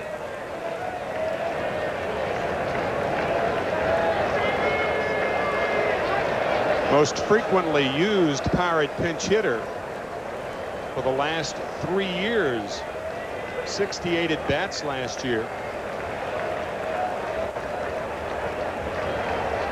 Curve is inside. 3-2 to Cangelosi. And I'm sure David Cohn thinking, this guy, you want to make him put the ball in play. You do not want to walk him. 3 balls, 2 strikes to Cangelosi with Jose Leyland at 2nd base. The Mets leading 4-1 here in the 6th. He had 12 pinch hits last year and 12 walks.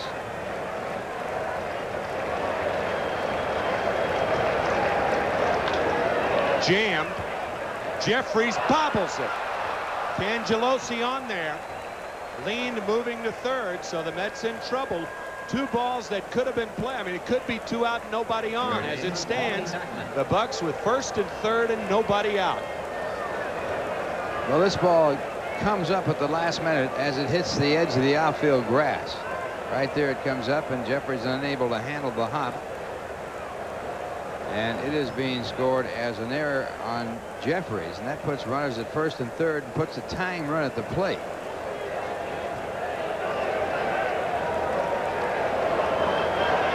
Jose leaned at third. The Mets in double play depth, of course, with Backman the batter.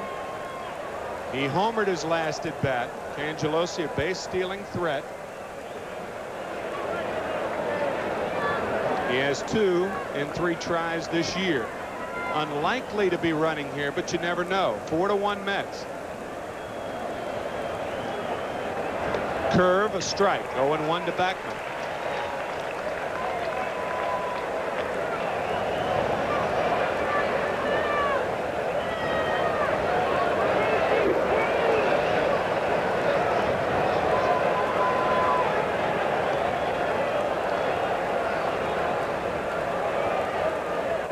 Wally Backman, a high fastball hitter. He likes the ball out over the plate.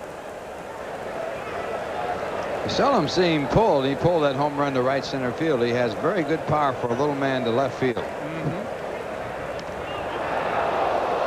He's a guy you have to respect the other way. He can drill the ball deep the other way. Miller and McReynolds properly aligned in center and left, respectively.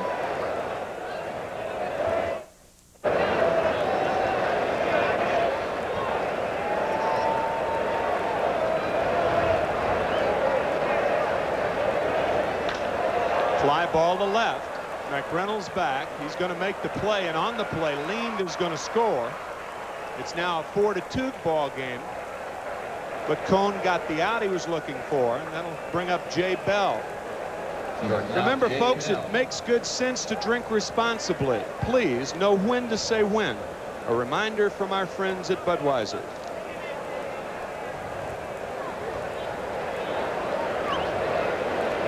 Right now, Cangelosi, the runner at first base, is even more of a threat to steal with the runner in from third.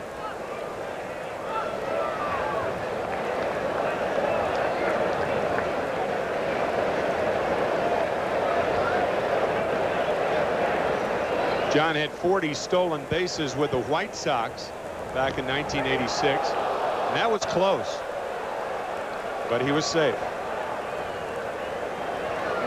He made the White Sox in '86 because he was 18 for 18 in stolen bases in spring training.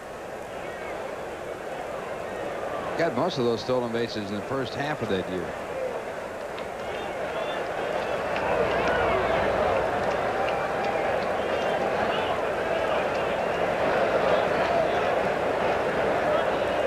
He had 39 stolen bases by the All-Star break for the White Sox back in 1986. He set a rookie record that year in stolen bases. Had a total of American 50. League. American League record, right? Not even close to the National League record. Held by Vince Coleman back in 1985, over 100, 110. 110, yeah. Fastball was up to Jay Bell.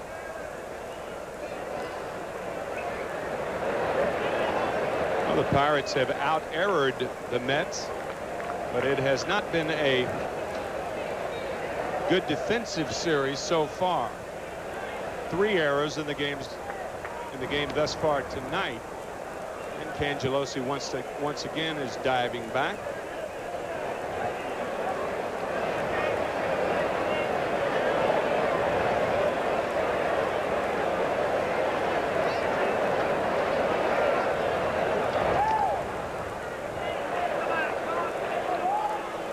Have to change his name to Cangelosi.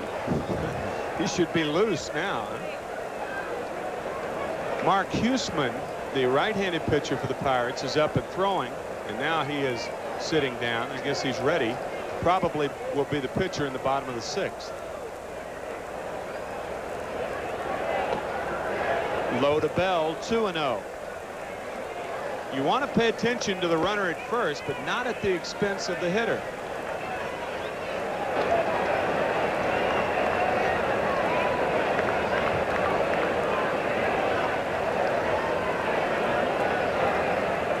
Bell 0 for 2 on the evening. 4-2. Mets on top here in the 6th. 1 out, 1 on.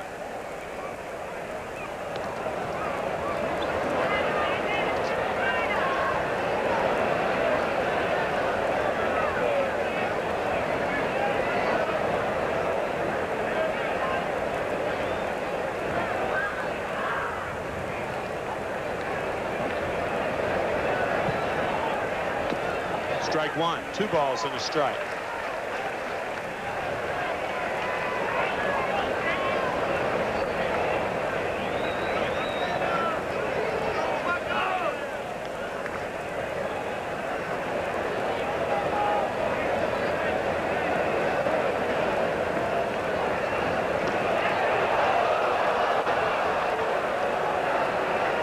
About the 10th time that Cone has thrown to first.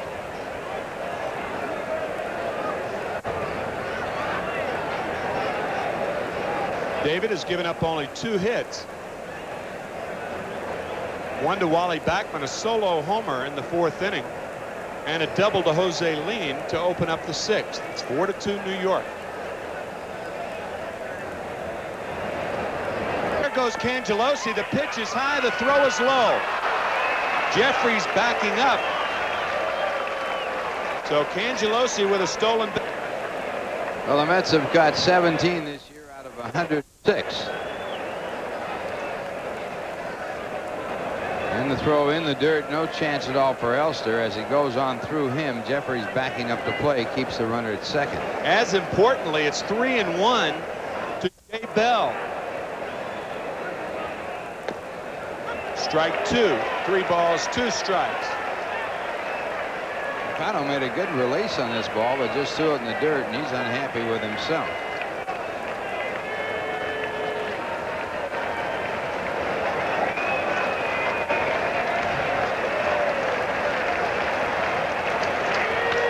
Line to right, base hit. Strawberry in. Cangelosi will be held at third base.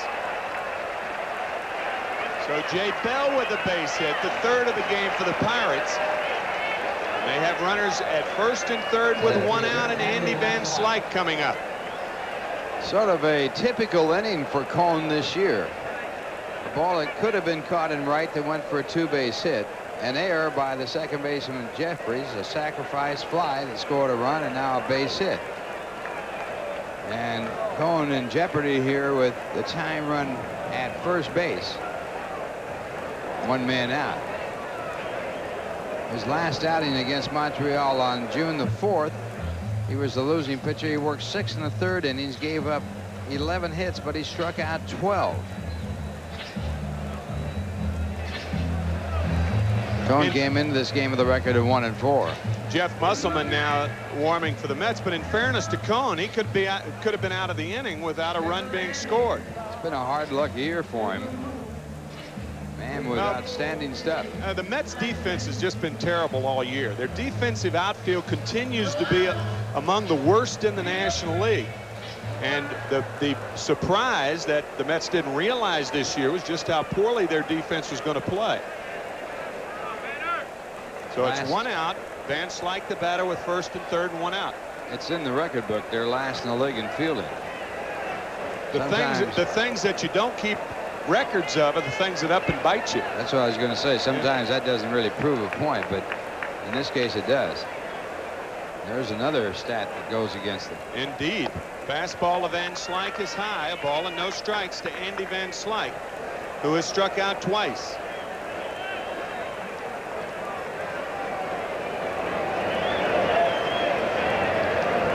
Good pitching and good defense go together like ham and eggs. That has not been the case this year so far for the Mets. 4-2, New York on top here in the top of the 6th. Curve for a strike, 1-1 to Van Slyke.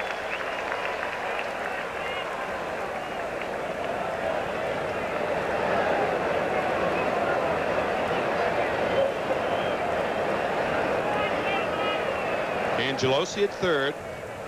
Bell at first.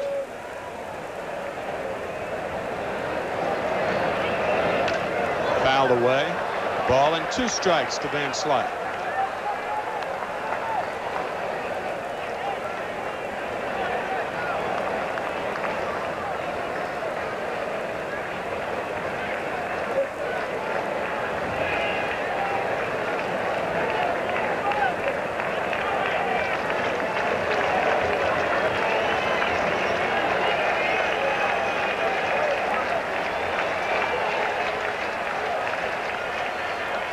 Inside, ball 2, 2-2. That was a good pitch by Cone. Van Slyke manages to stop his swing and stay off of it. It's right in there at the letters, trying to tie him up, and he took it for a ball.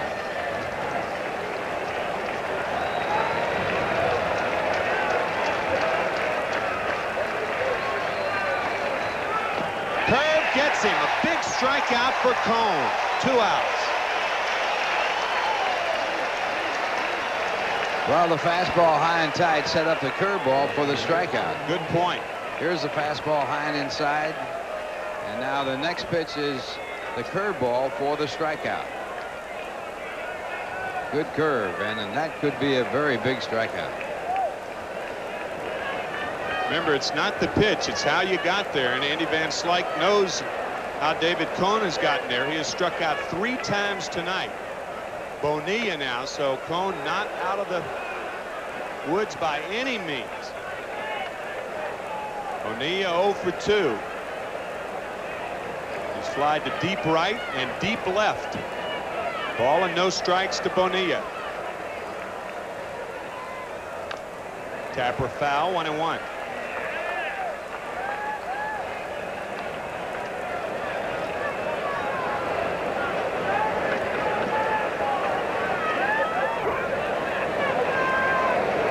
Dave Magadan can smile at his plight this year, his plight not playing. That's right.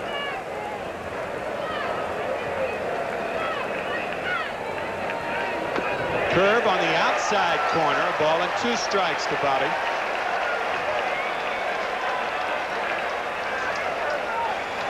This curve not as tightly wrapped as his previous curveballs, but it is a breaking ball off speed, and Bonilla looking for the fastball. Inside, ball 2, 2-2.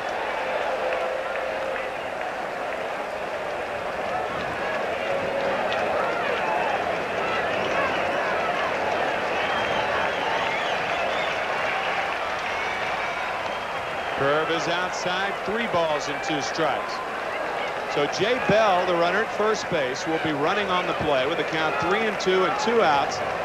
And Mike Marshall tried to get Cone's attention, and now he walks in farther to get the attention of Cone to tell him that he'll be playing behind Jay Bell. 3-2 to Bonilla. Curve hit to right field. Strawberry back and over and makes the play. Bonilla fooled on the breaking ball, gave it a ride, but Strawberry was there. It could have been worse, thinks David Cone. 4-2 after 5.5, and we're back after this from Budweiser.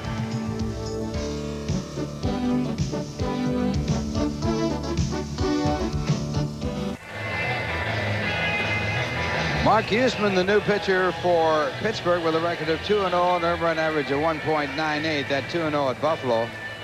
Walked 5, struck out 16, gave up 28 hits, working 36 in the 3rd inning. And he also had 2 saves. Number 41. Mark starting his career, he's 31 years old. He started his career with the Kansas City Royals.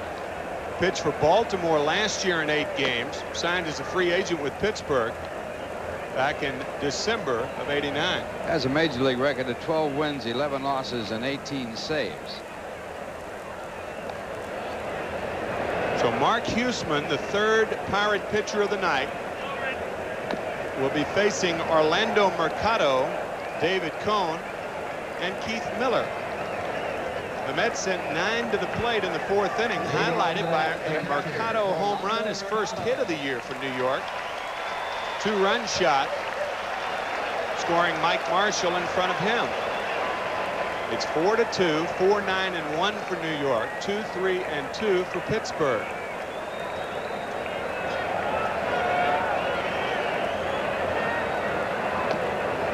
Low, ball 1.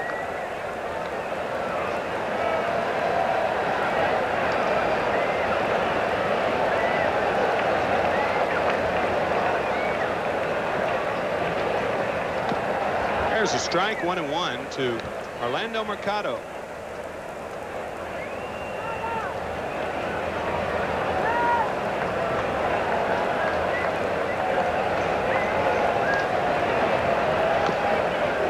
inside corner, ball and 2 strikes to Mercado. We mentioned Buffalo before, Ralph. Certainly Buffalo, a spot to be considered for expansion. The nation's capital, Washington, D.C., Denver, Tampa, St. Pete area. Line drive, another base hit for Mercado. So Orlando, a good night. He's 2 for 2 with a walk. And he leads off the 6th with a single to right. The National League supposedly committed to expansion by 91. There's that base hit as Mercado goes with a fastball low and outside and drills it to right field. Committed to announce a team, not to field one. Yeah, probably field one by 94, 95. Howard Johnson's going to be a pinch runner for Mercado. And a fine job by Orlando. David Cone will be up there to bunt. So Mercado, 2 for 2, a 2-run homer, and he leads off the 6th with a base hit.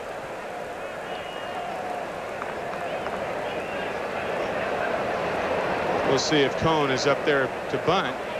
Remember, he's 6 for 18 on the year, so Buddy Harrelson does have the luxury of maybe putting Johnson in motion. Hojo still bothered with that left shoulder. He led the National League pitchers in hits last year with 18. And he squares around and bunts through it, so it's a ball. Make that no balls and 1 strike to David Cone. Chuck Hiller at third, flashing the signs. Well, Denver doesn't have a ballpark. New Orleans, I guess, another site to be considered. Phoenix, possibly. Ballpark in St. Petersburg, a dome stadium that is vacant as we speak. There goes Johnson, and the bunt is going to be allowed to roll foul by Sid Bream. A good play by Bream. Johnson had the base stolen. Johnson leaving when Bream charged away from first base. And he had it easily. There you see Johnson going. Bream, knowing he had no play on Johnson, lets it roll foul. Good play. Denver, I believe it's a special referendum to be held on August 14th. They're sporting a campaign out there trying to get 100,000 people to commit to building a new stadium, to vote on it. This bunt is fouled away, so Cone a strikeout victim, 1 out here in the 6th inning. And with all that speculation, the San Francisco Giants have no place to play. Yeah. They're moving out of Candlestick no matter what. Let's take a look at how this game got to be where we are. Solo home run by Wally Backman, his 2nd of the year in the 4th inning, gave the Pirates a 1-0 lead. Then Mercado, after Mike Marshall had driven in Kevin McReynolds with a double. Mercado home run in the 4th inning, and the 4th run scoring on an error is 4-1. And in the top of the 6th inning, the Pirates plated another one on a sacrifice fly by Wally Backman, scoring Jose Leyland. That's where we are. Darrell Boston pinch hitting for Keith Miller.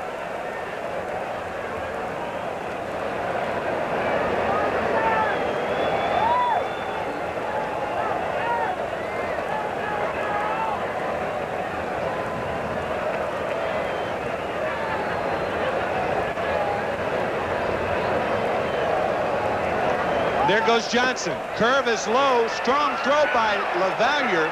Nails Johnson. Boy, that ball right on the money. 2 outs.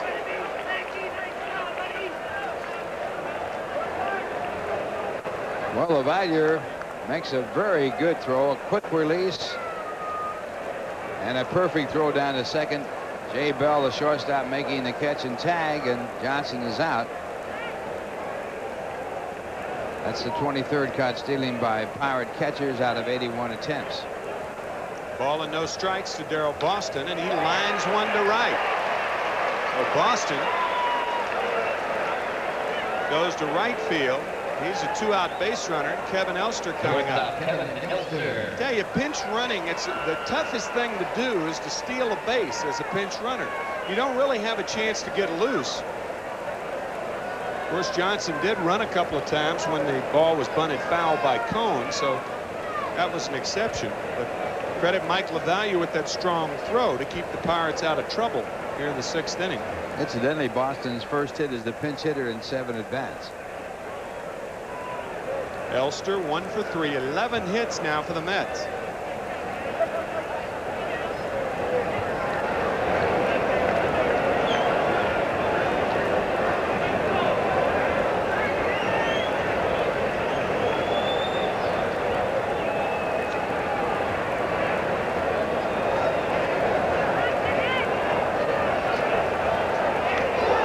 Gets by LaValliere, the breaking ball getting away from Huseman, and Boston stops at second. I would imagine it'll be scored a wild pitch. That breaking ball clearly getting away from Huseman.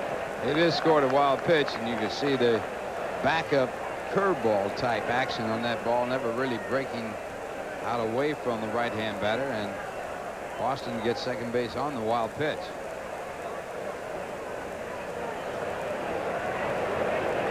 Well, what happens on a pitch like that?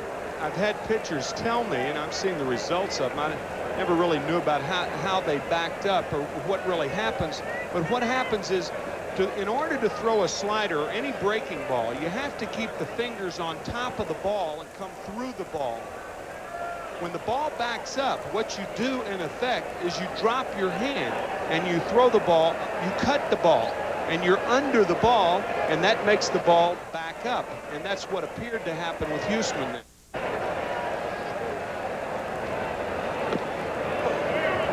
2-0 to Elster.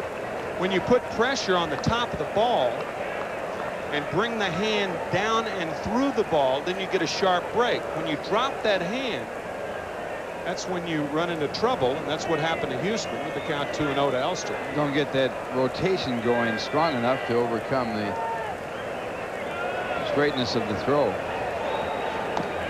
3-0 to Elster. Generally speaking, the tighter the wrap and the tighter the spin on the ball, the sharper the break, generally speaking. And also the smaller the break.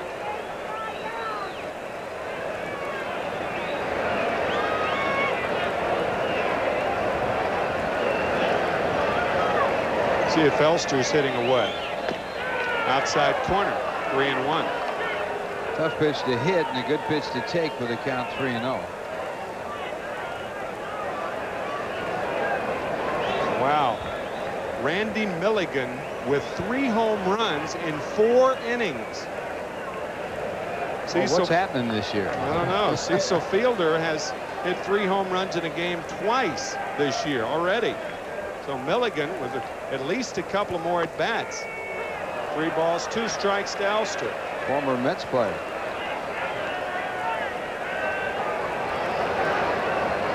I think that's about 10 home runs for Milligan now. There's 9 home runs, so he's banged out 7, 8, and 9 on the year. Line sharply to left field, and Bonds can't get to it. Elster with a double, and the Mets now lead it 5-2. A big 2-out double for Kevin Elster.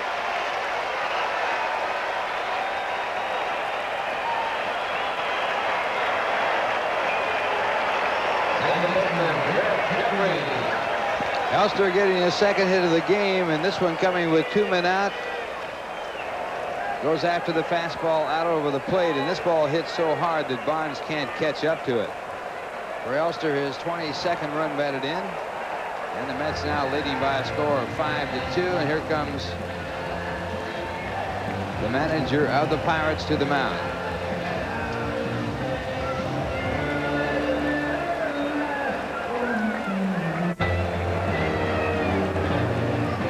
You're talking about that live ball, Tim. There have been 14 players to hit Grand Slam home runs in the National League this year. Last year, only 1 player hit a Grand Slam home run. That was Kevin McReynolds off of Tim Cruz of the Dodgers. In the National League. National League. Yeah. So Leyland elects to leave Mark Houston in the game. Huseman. And Greg Jeffries the batter. Greg 2 for 3. Single, double RBI. Ball 1. Scott Ruskin, who won Thursday's ball game. His first major league win, is warming for the Buccos.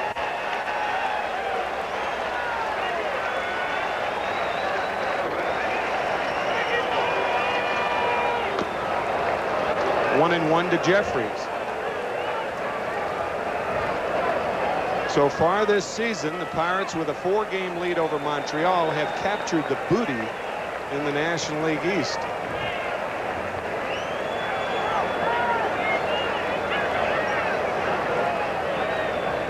One and one to Jeffries. Sharply up the middle, fielded by Bell, and he throws out Jeffries. But the Mets played another run.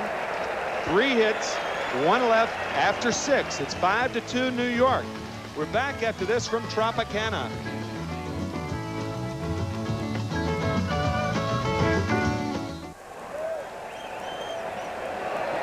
Mackey Sasser is in the game. Remember Howard Johnson pinch running for Orlando Mercado. So Sasser in here in the top of the 7th. Darryl Boston in center field. He had pinch hit, singled, went to second on a wild pitch, and scored on the double by Elster. So 2 changes here in the 7th, and we're not through. Here's Ralph Kiner. Okay, it's 5-2 the Mets, 12 hits to 3 over the Pirates, and Barry Bonds will lead it off. David Cohn has given up 3 hits.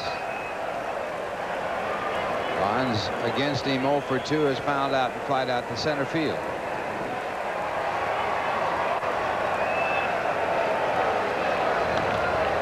And the first pitch by Cohn taken for ball 1, a fastball.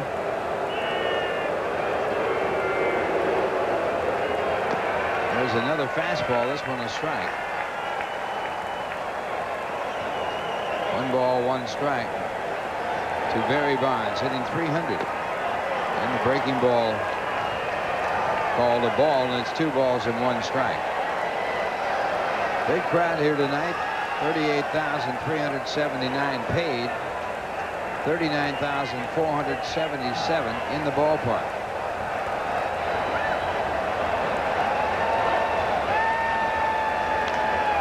And this ball fouled back into the stands, so it goes to 3-2.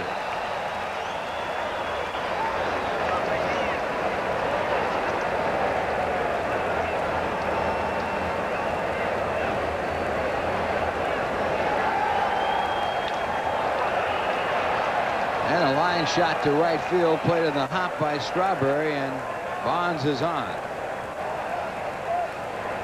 Nissan National League scoreboard shows the Cubs over the Phillies this afternoon at Wrigley, 4-3.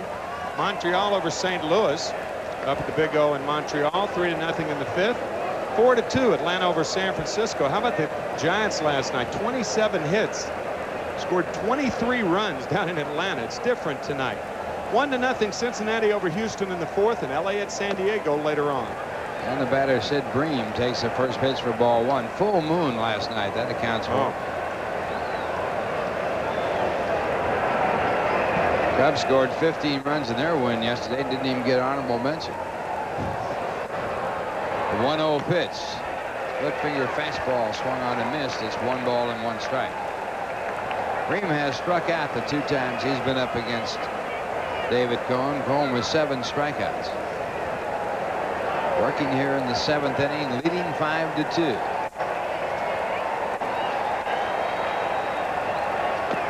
And the breaking ball for a ball. It's 2 balls and 1 strike.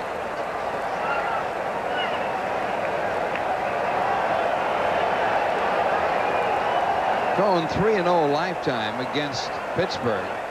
He was 1-0 against them last year. And a ground ball to the second baseman, Greg Jeffries. He throws to the shortstop, Elster, for the out at second. No throw on for the double play, as there was no chance. American League scoreboard, Randy Milligan with those 3 home runs down in Baltimore, 10-0 over the Yankees, 3-0 Seattle over Detroit in the 5th inning. The final, Boston over the Indians at Beantown, 11-6. 2-0 the White Sox over Minnesota in the 3rd. No score Toronto at Milwaukee. Oakland won again, 5-0 over Kansas City, and Texas at California later. And the first pitch to Mike LaValliere is taken in there for a called strike. The right-hander Alejandro Pena, and the left-hander Jeff Musselman throwing in the bullpen. 1 strike to count. And now the count 1-1 as Cone misses with a split finger fastball. Levadia 0 for 2. Last man to hit 4 home runs in the game, Bob Horner, did it back in '86 against Montreal. They were all solo home runs, and Atlanta lost the game.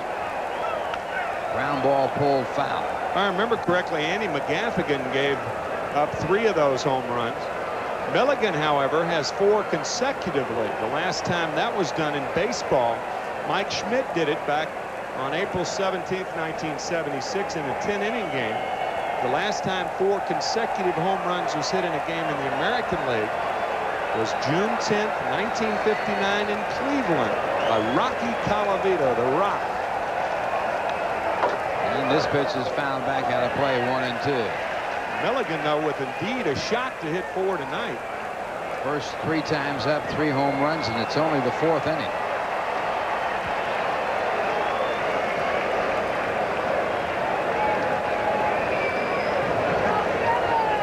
Cubbage trying to move Boston into center field, and Darrell Mike thinking that Boston was too much into left center. There's Mike, responsible for the movement of the outfielders. Only 11 players have hit 4 home runs in 1 ball game. The 2-2 pitch, and it's grounded foul. So the count stays at 2 balls and 2 strikes.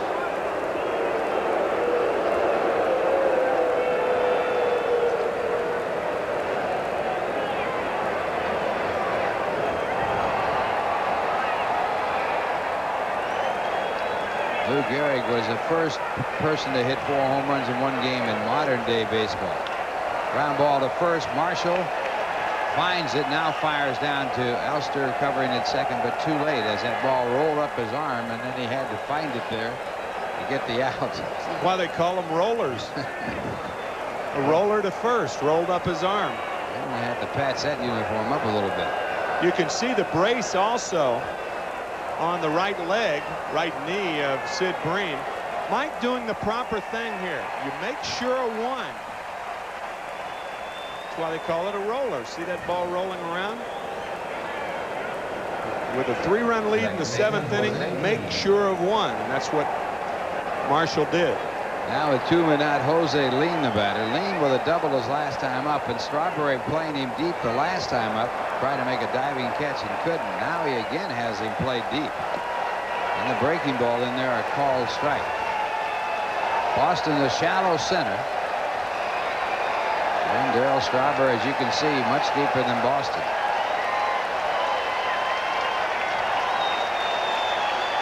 Leyland with just 4 home runs in his major league career. He has none this year.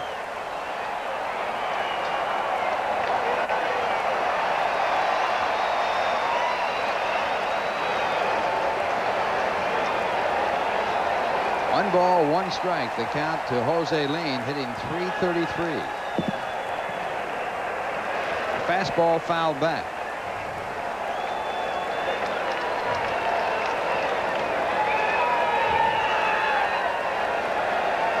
There are the coaches of the Mets stand and sit. Grouped together. The 1-2 pitch, the sidearm Laredo, and it's a foul ball back out of play as David Cone goes down to that sidearm pitch, throws a slider off of the sidearm motion. That pitch has hurt him a lot this year. Yeah, it flattens out. Watch how this breaking ball flattens out. Remember, you've seen breaking balls from Cone prior to that pitch. It goes down and bites. That ball was flat. Goes back again. This time he throws a fastball off the sidearm motion, and it's foul. Well, you know, earlier we were talking about how a pitcher gets under a breaking ball and the ball backs up. Well, that's what happens to David Cone. When he drops down, he's under the breaking ball. That's why a lot of guys don't like to drop down on your breaking ball. The only advantage is that you get the hitter sometimes to bail out. And there's his overhand curve. They appeal it. McSherry said no swing. So they count 2-2.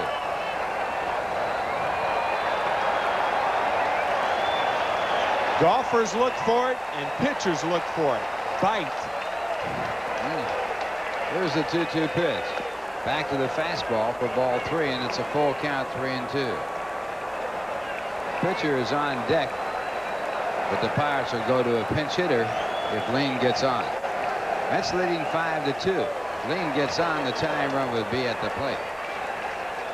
Here's the pitch. Curveball, and he fooled him completely. Picks up his 8th strikeout and gets out of the inning. So 1 hit. 1 man left at second, and the score at the end of 6.5 innings, it is the Mets 5 and the Pittsburgh Pirates 2. That's our line score on the GE line score. We'll return right after this message.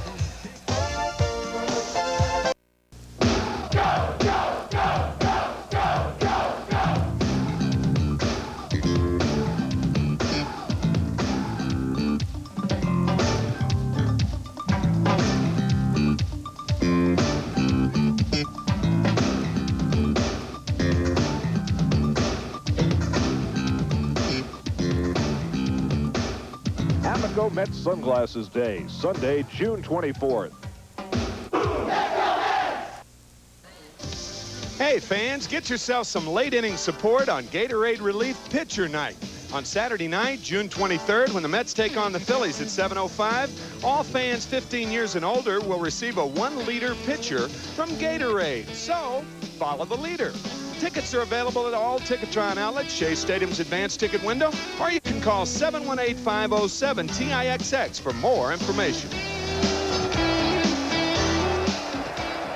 Darryl Strawberry to lead it off for the Mets. Bottom of the 7th inning. The Mets leading by a score of 5-3. Make that 5-2. And Darryl gets his first pitch. It's a drive to deep left field. It's way back. Going. It is gone. Goodbye. Darryl Strawberry with a home run. And the Mets lead it 6-2.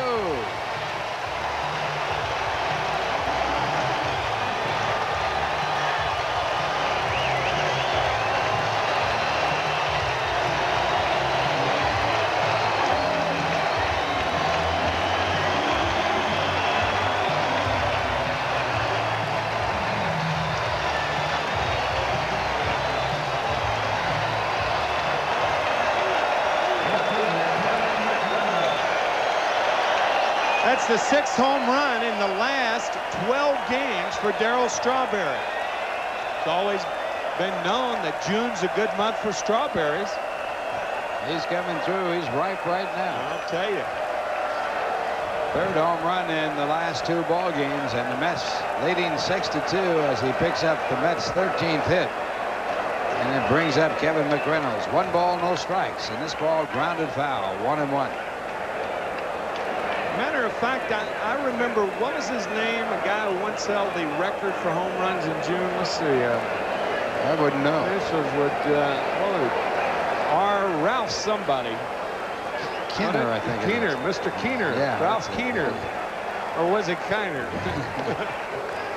There's a pitch for a ball, and it's 2 balls and 1 strike. That was until Pedro Guerrero tied it. He broke 3 years ago. Broke it with 16. He broke it on the last day. Yeah, last day, last at bat. I think that was 86. And the fastball is fouled back into the stands, out of play. 2-2. If it had just been handed a note that how appropriate that was. In Westwood, New Jersey now, there is a strawberry festival. And the Mets are hoping that that extends to Shea, too. Out at Hofstra University, they got more than that going for them. They got some of the greatest superstars in baseball history out there for a card show. If you're around the area, great time to go take a look at Joe DiMaggio, Ted Williams, Stan Musial. Man, what an array of stars they have out there. Jeff Musselman in the bullpen. Mets leading 6-2 in this game.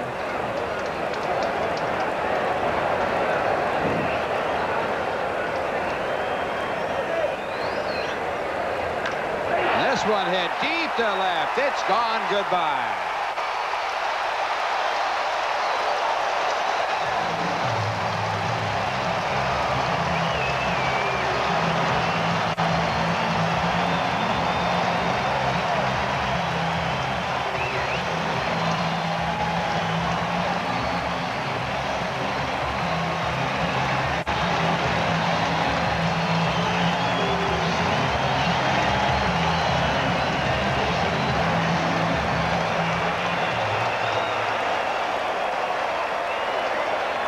When the Pirates were at Shea earlier in the season, Jim Leyland told me that the way you beat the Mets is to keep the ball in the ballpark.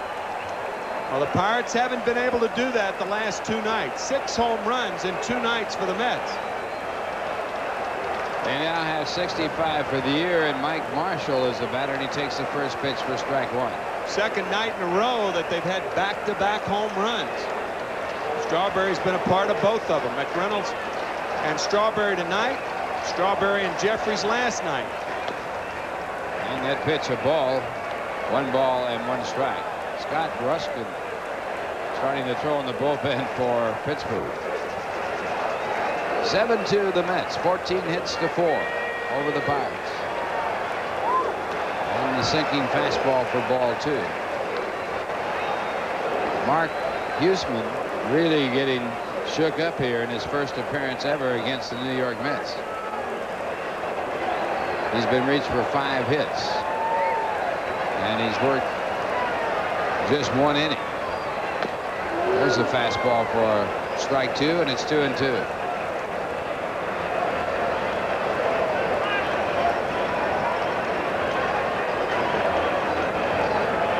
First appearance since being called up from Buffalo. There's the line score of the ball game. 2 balls, 2 strikes. Look out. So the ball getting away from Marshall, I should say from Huseman, and hitting Marshall. And he is on. Apparently all right. Well, it was after 2 home runs. You remember the thing that happened. This was a fastball. This was not a backup breaking ball. You remember what happened earlier. Ron Darling and several of the other Met pitchers thought Davey Johnson should have retaliated earlier in the year when Greg Harris nailed Kevin Elster in the back. That was a premeditated deal. So we'll see if the Mets retaliate in the 8th inning. There is a retaliating type man right there. Oh, yeah. Talking to Doc Edwards.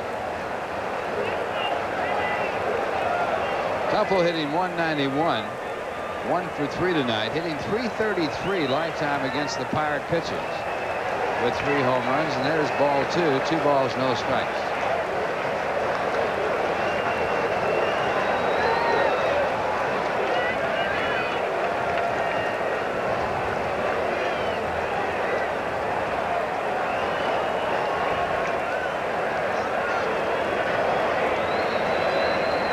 The 2-0 pitch way outside, ball 3, and it's now 3-0.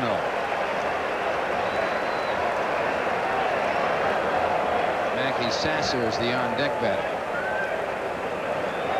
You don't know that Huseman was throwing at Marshall intentionally. It's just the situation would dictate that he would throw close to Marshall. You end up hitting him. Try to use common sense in situations like this and not try to overreact. Kevin McReynolds with that home run following Strawberry's home run, and then Marshall hit by the pitch ball. This ball hit hard to left field, a base hit. Bonds over to cut it off. Marshall going to third. Tuffle holds at first base, and the hit parade continues. Pitcher scheduled to lead off the 8th inning, and I would imagine Jim Leyland will employ a double switch here. Yep, that's what he's going to do. Tuffle ripping this ball. I mean, Mets have hit a lot of balls hard tonight. 15th base hit. They lead 7-2, have runners at the corners, and we're going to see a pitching change here. So while the change is made, here's a word from AT&T.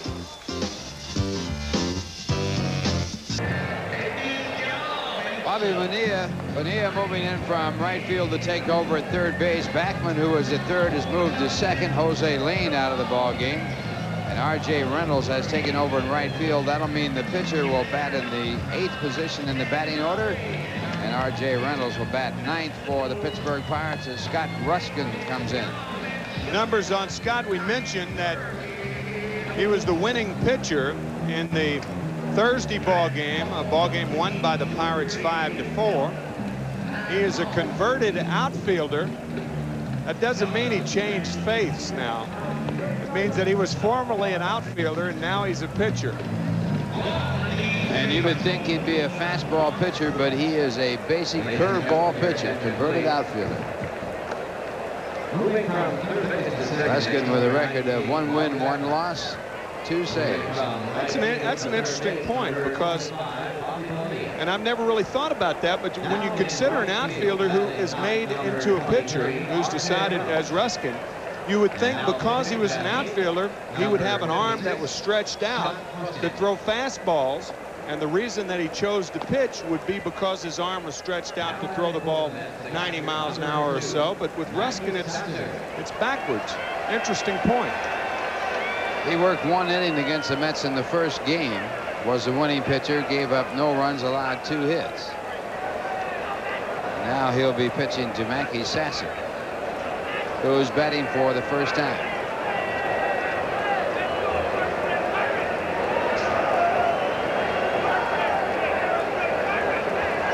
Sasser hitting .301 for the year with 1 home run, 7 runs batted in.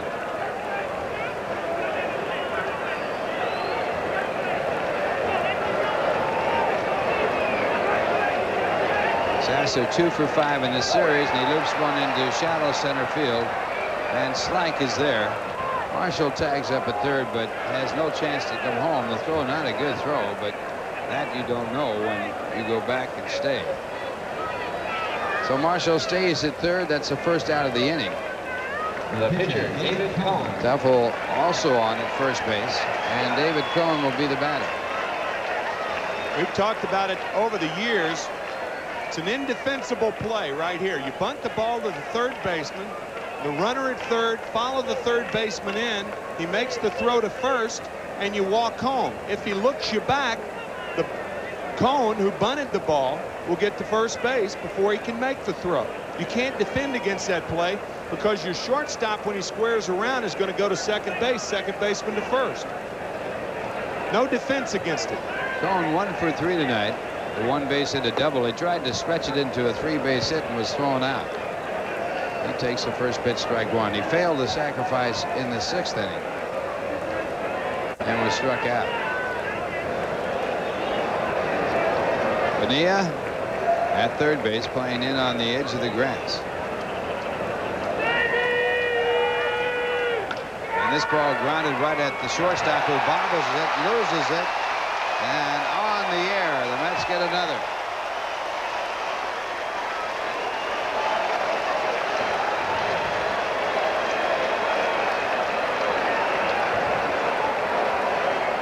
Jay Bell had Mike Marshall dead to right to the point where Marshall had stopped. But he boots it, and Marshall continues. Martial law. And the Pirates with their 3rd error of this ball game.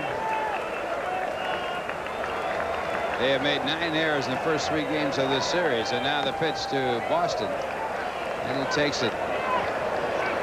No swing, or was the swing called? Yes, it was called, and that's strike 1. Boston has a pinch hitter in the 6th inning, singled to right field, and later on scored. His first hit as a pinch hitter in 7 at-bats.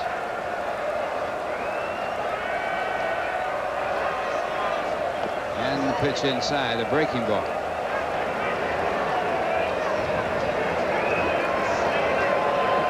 Bud Harrelson enjoying an 8-2 lead. The Mets with 15 hits. Also aided with 3 errors by the Pirates. Mets have made one error. And the pitch outside, the count 2 balls, 1 strike to Darrell Boston.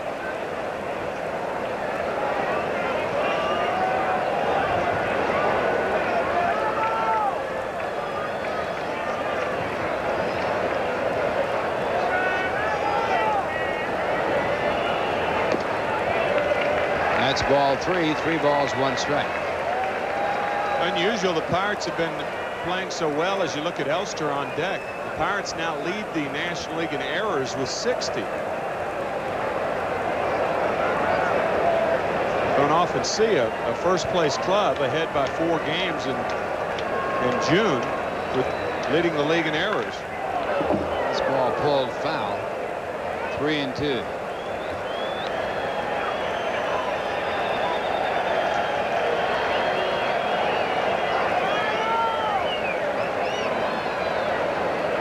Boston hitting .268 for the year. He has 4 home runs, 11 runs batted in. Came in the ball game when the Pirates switched to a right-hand pitcher.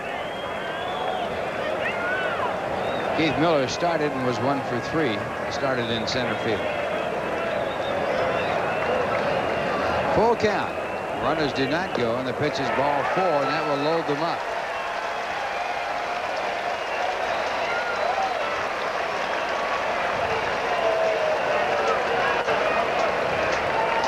The walk brings up Kevin Elster. Batting with the bases loaded. 1 man out here in the bottom half of the 7th inning. Mets leading 8-2.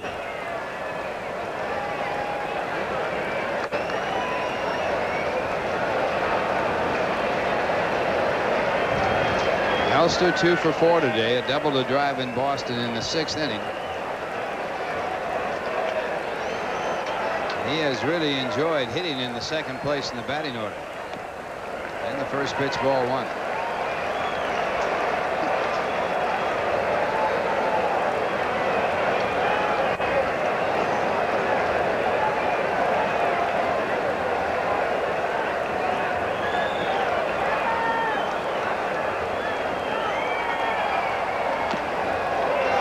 That's ball 2.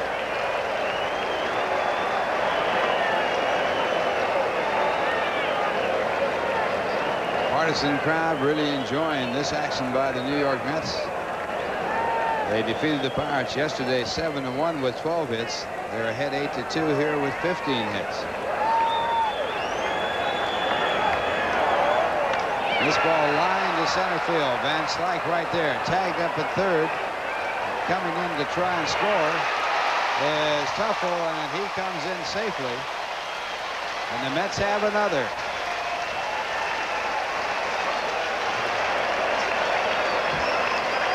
If you're ever at the ballpark, folks, and you want to see something fun, watch the decoys. Mike LaValliere decoying Tim Tuffle, thinking there's no play being made, and then at the last minute catching the ball and making the dive. As he was waiting for that ball, what you do, you know the runner's looking at you, and you act like there's no play and that the ball's not coming home, and then at the last minute, you catch it and make the tag. Now the batter, Greg Jeffries, the 9th man to bat in this inning, and he pulls it foul for strike 1. Mets batted around in the 4th inning when they scored 4 runs on 7 hits. Now have scored 4 runs in this inning on a total of 3 hits.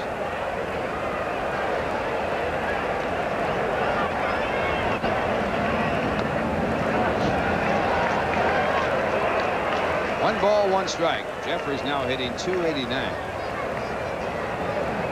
2 for 4 in this game. Yesterday he had a big day. Was 3 for 5 with a home run.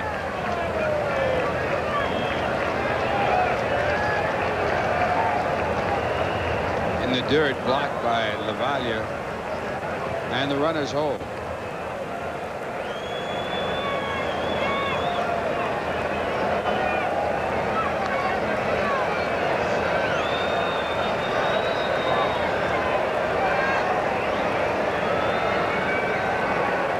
The Mets win this game here tonight, they will even their series with the Pirates at 3-3. This ball popped up on the first base side. Sid Bream into foul territory. That will end the inning. But the Mets picked up 4 runs on 3 hits. There was 1 error, a big one. 2 men left on base. The score at the end of 7. The Mets 9 and the Pirates 2. Now here's a word from your Tri-State Lincoln Mercury dealers. Magadan has gone into first base for the New York Mets. He'll bat in the 6th position in the batting order, replacing Mike Marshall, and Mark Carrion replacing Strawberry in right field, and he'll bat in Strawberry's batting position, the cleanup spot in the lineup, as we go to the top of the 8th inning with the Mets leading 9-2. It's a good idea with the day game tomorrow to give both Marshall, who has had problems with his lower back, and Strawberry, who's had no physical problems this year. Give him a little break for the get him rested for tomorrow. Right fielder R.J. Reynolds. So David Cohn on the mound to start the 8th inning. David has given up 2 runs on 4 hits. And he'll be pitching to R.J. Reynolds, batting for the first time. Reynolds hitting .265 with no home runs, 10 runs batted in.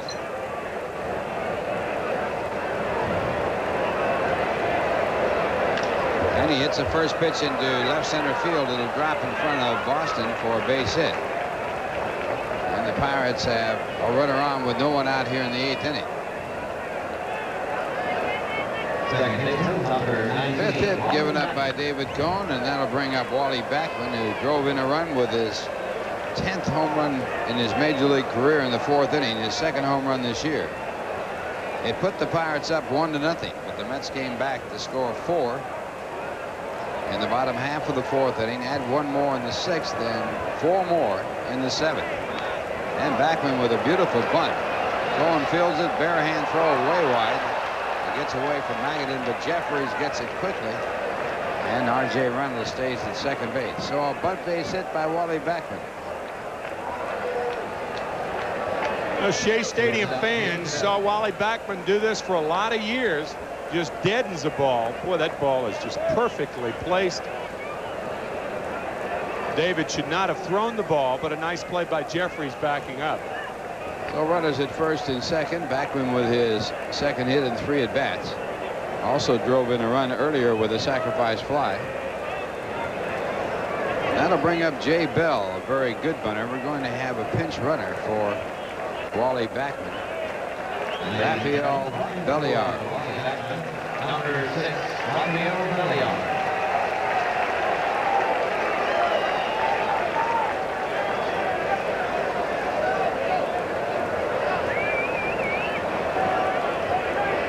So Belliard, the pinch runner, and he'll stay in the game defensively as Jay Bell moves into bunting position and takes a strike.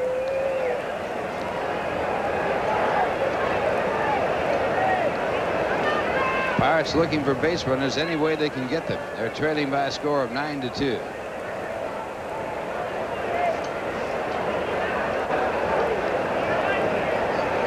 Cohen with a curveball again. Bell with an idea about bunting, takes it for a ball. It's 1 ball and 1 strike. Once again, Jeff Musselman throwing in the bullpen for the Mets. Cohen with a record of 1-4. Has not had a complete game this year. Well, Stoudemire, the pitching coach of the Mets, looking on. A 1-1 pitch, and again a breaking ball. We count 2 balls and 1 strike. I know Tim McCarver didn't like that call. Curveball. Well, I mean, you know, he struck leaned out on a 3-2 curveball. David has enough control of that pitch. I think on an even count. When he struck out lean, it was when the game was close. Yeah, that's true. Now you want to make them hit their way on. Here's the line on David. 7 innings, 6 hits, 2 runs, 2 of those hits in this inning. No walks and 8 Ks, 8 strikeouts. 2-2 pitch. And he goes to the curveball again, and it's now 3-2. Now that one, you know, 1-1, big difference between 1-1 and 2-2, because now you miss, it's 3-2, and now you have to throw a strike. And right here, the batter obviously looking fastball, figuring you got to get him a pitch to hit and not walking. There's a fastball. It's called a strike. And Jay Bell with some harsh words for home plate umpire Charlie Williams. I think Buddy Harrelson's going to make a move now, thinking David Cohn, who had thrown 60 pitches through the first 5 innings, 50 over the next 2 innings, and now he's had problems here in the 8th. Buddy said that's enough. 9th strikeout for David Cohn. He has struck out 21 in his last 2 game starts. And we're going to see Jeff Musselman as the new pitcher for New York Mets, and as he comes in to take his warm-up pitches, here's a word from manufacturers Hanover.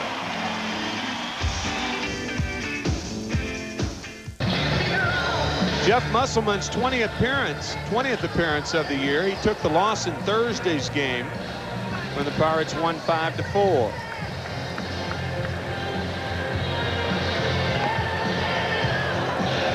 David Cohn out of the ball game with a chance to win the 2nd game of the year.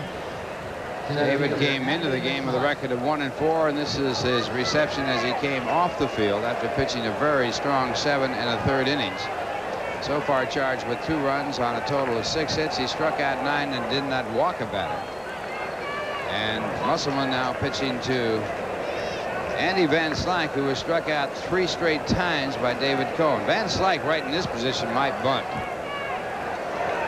Be a good play. Does not fare well against left-handed pitchers. And he hits away and hits into a double play.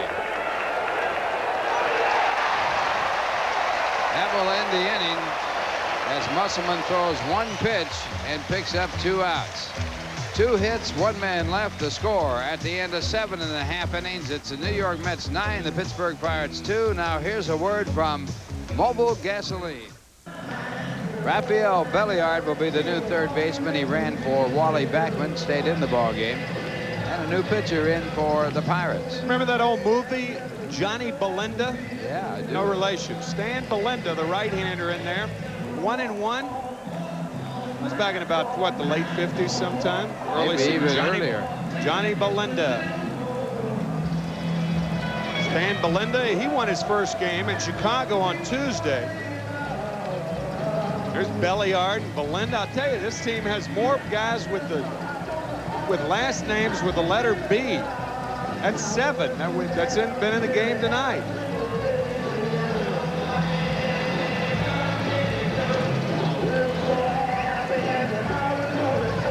And, you know, you talked about Ray Knight last night being here. And, you know, you remember a couple of years ago we were playing around with if Tuesday Well married Bobby Orr, okay, and then divorced him and married Rick Mundy, divorced him and married Ray Knight, divorced him and married Frederick March II, her name would be Tuesday or Monday night, March II. Of course. Can you imagine somebody with a name like that for a last name? This is Mrs. or Monday night, March II. I mean, well, you could tell you had a long plane ride in here today to figure that one out. Leading off for the Mets, number 45. For the Mets, it'll be Mark Carrion to lead it off. Carrion replacing Strawberry in right field to give Strawberry some rest for the day game tomorrow. Game time at 1:35. The Mets against the Pirates. It'll be Bob Ojeda on the mound. Walt Terrell going for Pittsburgh. you a big Tuesday Well fan? Yeah. I thought since we're on that movie kick, that'd be appropriate to show that. I think it's great. Carrion batting for the first time, and his first pitch, a fastball by Belinda. It's called a strike. Carrion hitting .224, 4 home runs, 9 RBI.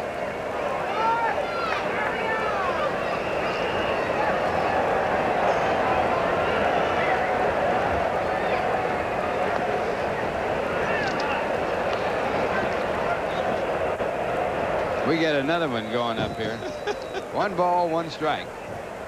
Mets leading by a score of 9-2. 15 hits to the Pirates 6. And Belinda back with a breaking ball and missing. It's 2-1.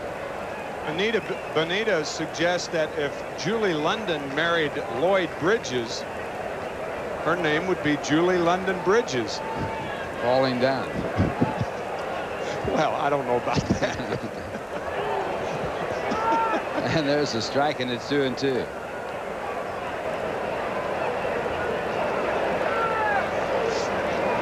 Tonight in Baltimore in the top of the 8th, the Orioles 10, the Yankees 1, 3 home runs by Randy Milligan. It was walked in the 4th. He has one more shot at it. Walked in his 4th at bat, I should say. And a swing and a miss, and carry on is struck out. Left fielder Kevin McReynolds.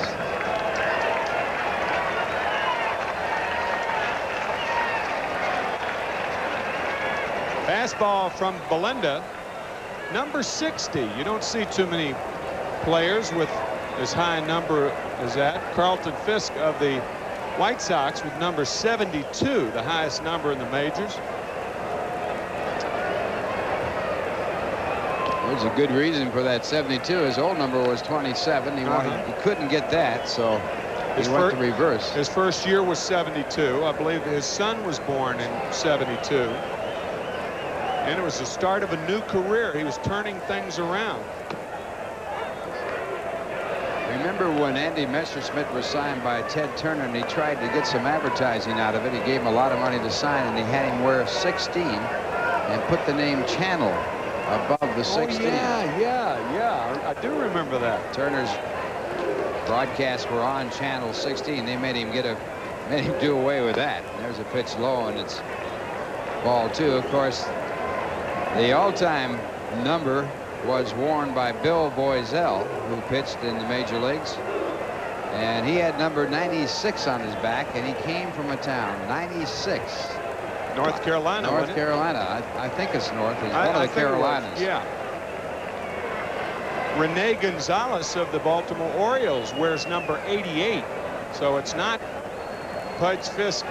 Number 72 is not the highest in the big leagues.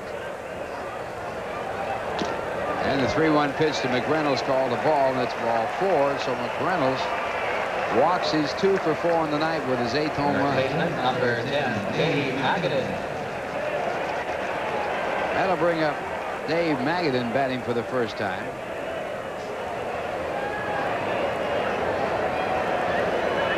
Dave hitting an even 300. No home runs, 4 runs batted in.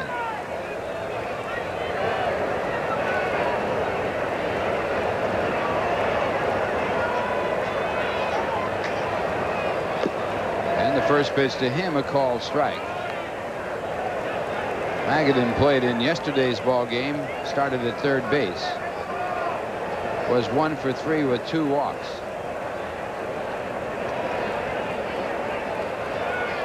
McReynolds not being held on at first base.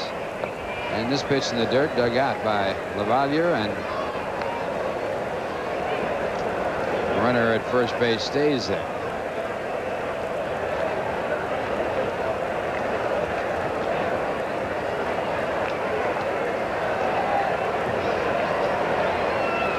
Stan Belinda, and the pitch swung on and missed. 1-2. Atlanta defeated San Francisco 5-3 today. Houston leading Cincinnati 4-1. That game in the 6th. Earlier in a day game today, Chicago beat Philadelphia 4-3. And Montreal leading St. Louis 5-0. That game in the bottom of the 8th inning. Dodgers playing in San Diego later. And there's a drive to right, well hit, but R.J. Reynolds right there, and he hauls it in. Well hit ball by Magadan, but an out. McReynolds back to first base, and that'll bring up Tim Tuffle, who's 2 for 4 in today's game. Now, it's been frustrating for Dave. You can certainly understand it. From the get-go this year, he was given the job. The trade was made for Mike Marshall. Now he goes in and hits one right on the button, and it's an out.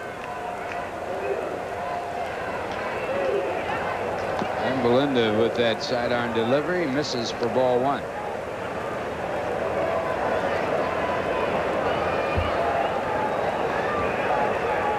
Tuffle with an infield hit in the 2nd, also a single to left field in the 7th. The Mets with 2 4-run innings. Again, the fastball, it's 2 balls, no strikes.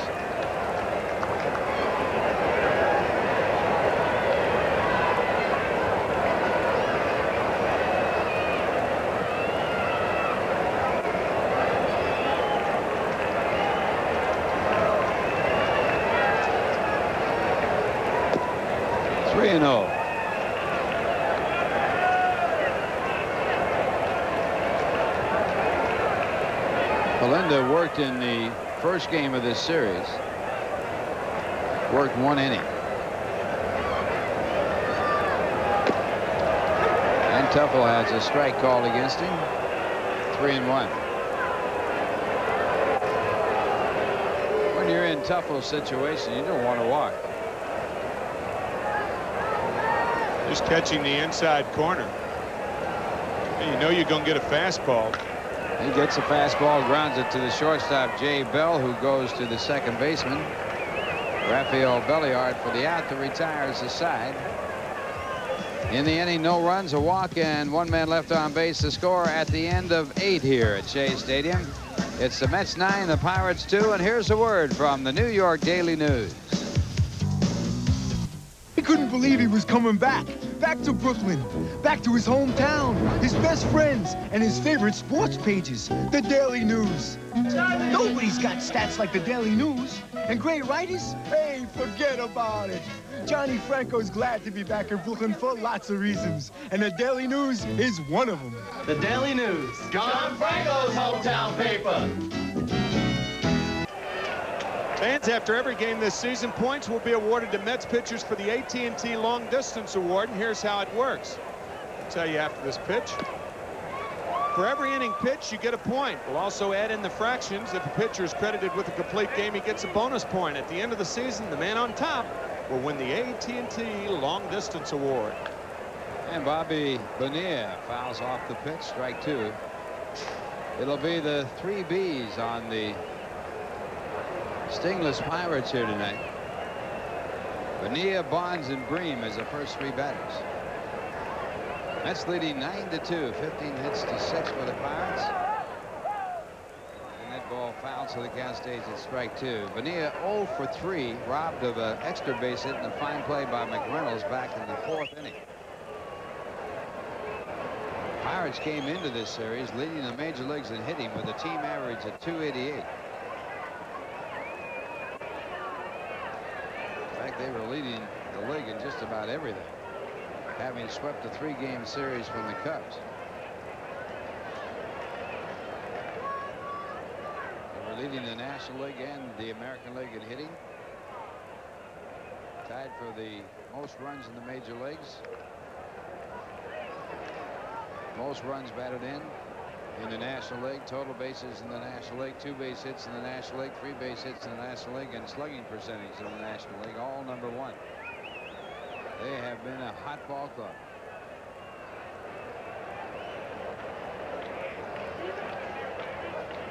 But the Mets have given them only 3 runs in the last 2 games, winning 7-1 yesterday and 9-2 the lead here in today's game. The 2-2 pitch. Fouled, and Sasser gets hit by the foul ball.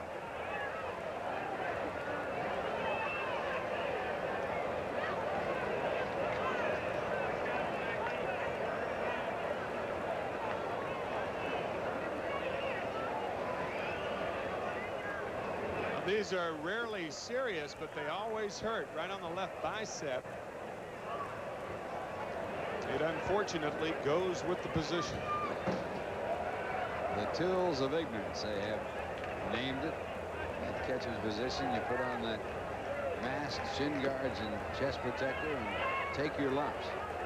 Now Musselman misses with the breaking ball, and the count full to Bonilla. Musselman came into the game in the 8th inning, threw 1 pitch and got a double play ball off of Andy Van Slyke to get out of the inning. There's ball 4. And Bonilla is on our Sears Financial Update. As of Friday to close, the market down almost 35 points, as was the Standard & Poor 500s, down 4.5 points. Gold up $1.40 and silver up a penny. That's our Sears Financial Update for the week. Actually, Friday. Tomorrow will be for the week. And now Barry Bonds about it. Barry 1 for 3. That walk to Bonilla, the first given up by the Mets pitchers. And he hits a line drive to right field, carry on right there, and he makes the catch. So Bonds now 1 for 4 for the night as he lines out sharply to the right fielder. Bonilla holding at first base, and that'll bring up Sid Bream, who is 0 for 3. First baseman, Sid Bream. Bonilla not being held on at first. Carry on playing a deep first base for defensive purposes, and that ball gets by Sasser.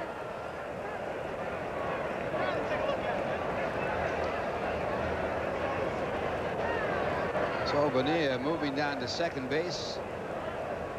We'll see how they score it. Should be a wild pitch. Sasser had to cross over.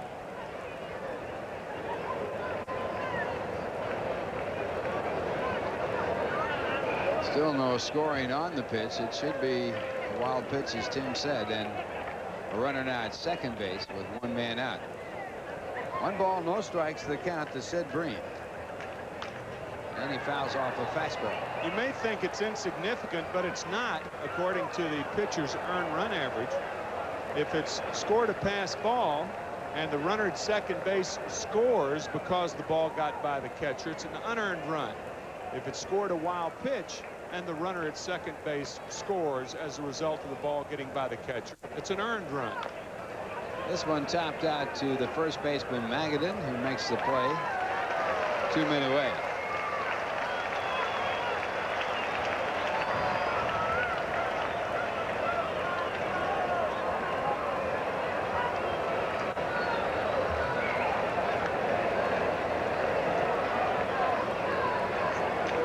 That'll bring up Mike LaValliere.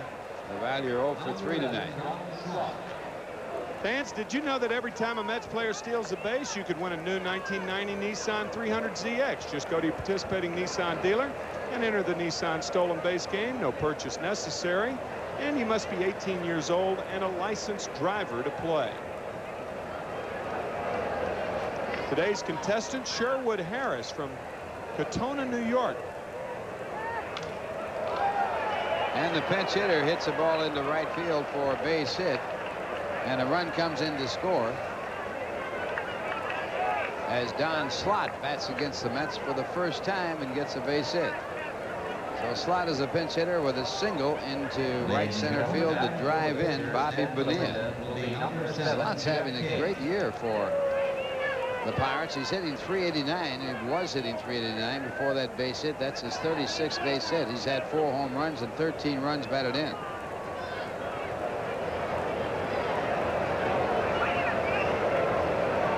So Slott is on, and we have another pinch hitter, Jeff King.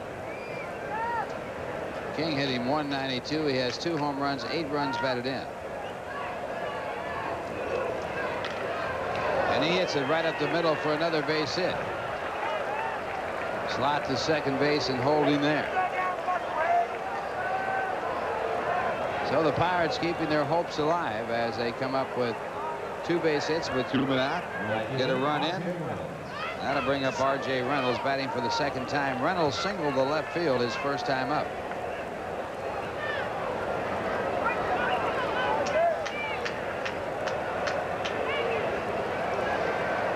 Nine to 3, the New York Mets. Pirates now with their 8th base hit. 2 of them off of Musselman, and the pitch is taken for ball 1.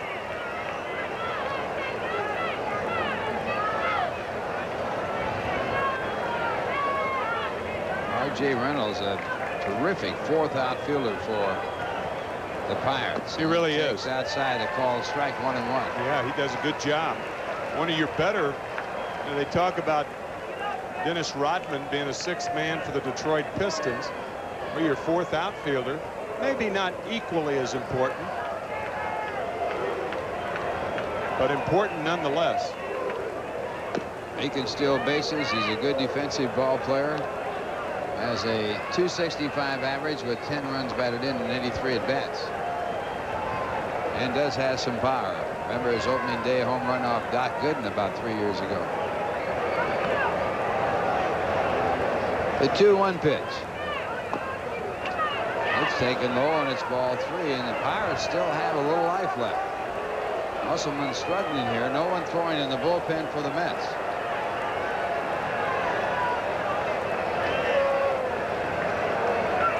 Pirates pulled one out against the Dodgers earlier in the season. Tim Belcher was taken out of the game. He had pitched a one-hitter. He had given up 1 run with that 1 hit. They removed him for the bullpen, and the Pirates came back to score 5 and win it. There's a swing and a miss. It's 3-2.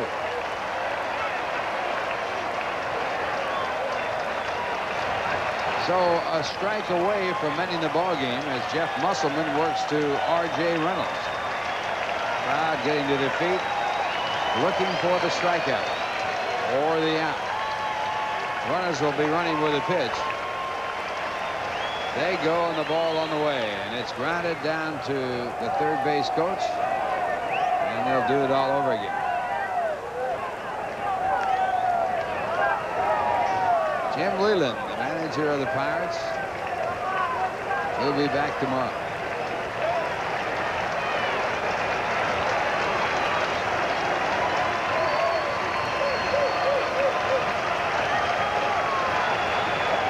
Bud Harrelson sweating it out, so to speak, and here again the 3-2 pitch, a swing and a miss, and that's the ball game. Jeff Musselman striking out R.J. Reynolds for the 10th Pirate strikeout, and the game is over. Musselman going 1 2/3 innings. The winner, David Cone, going now with a record of 2-4. He worked 7 in the 3rd innings, gave up only 2 runs on 6 hits while striking out 9 and not walking the batter. The losing pitch in the game, the starter, Bob Patterson, he's now 4-2. Patterson worked the first 3 2/3 innings, was charged with 4 runs on 9 hits, as the Mets had a strong attack with 9 runs on 15 hits, while the Pirates got 3 runs on 8. We'll be back with a recap right after this word from Express Mail.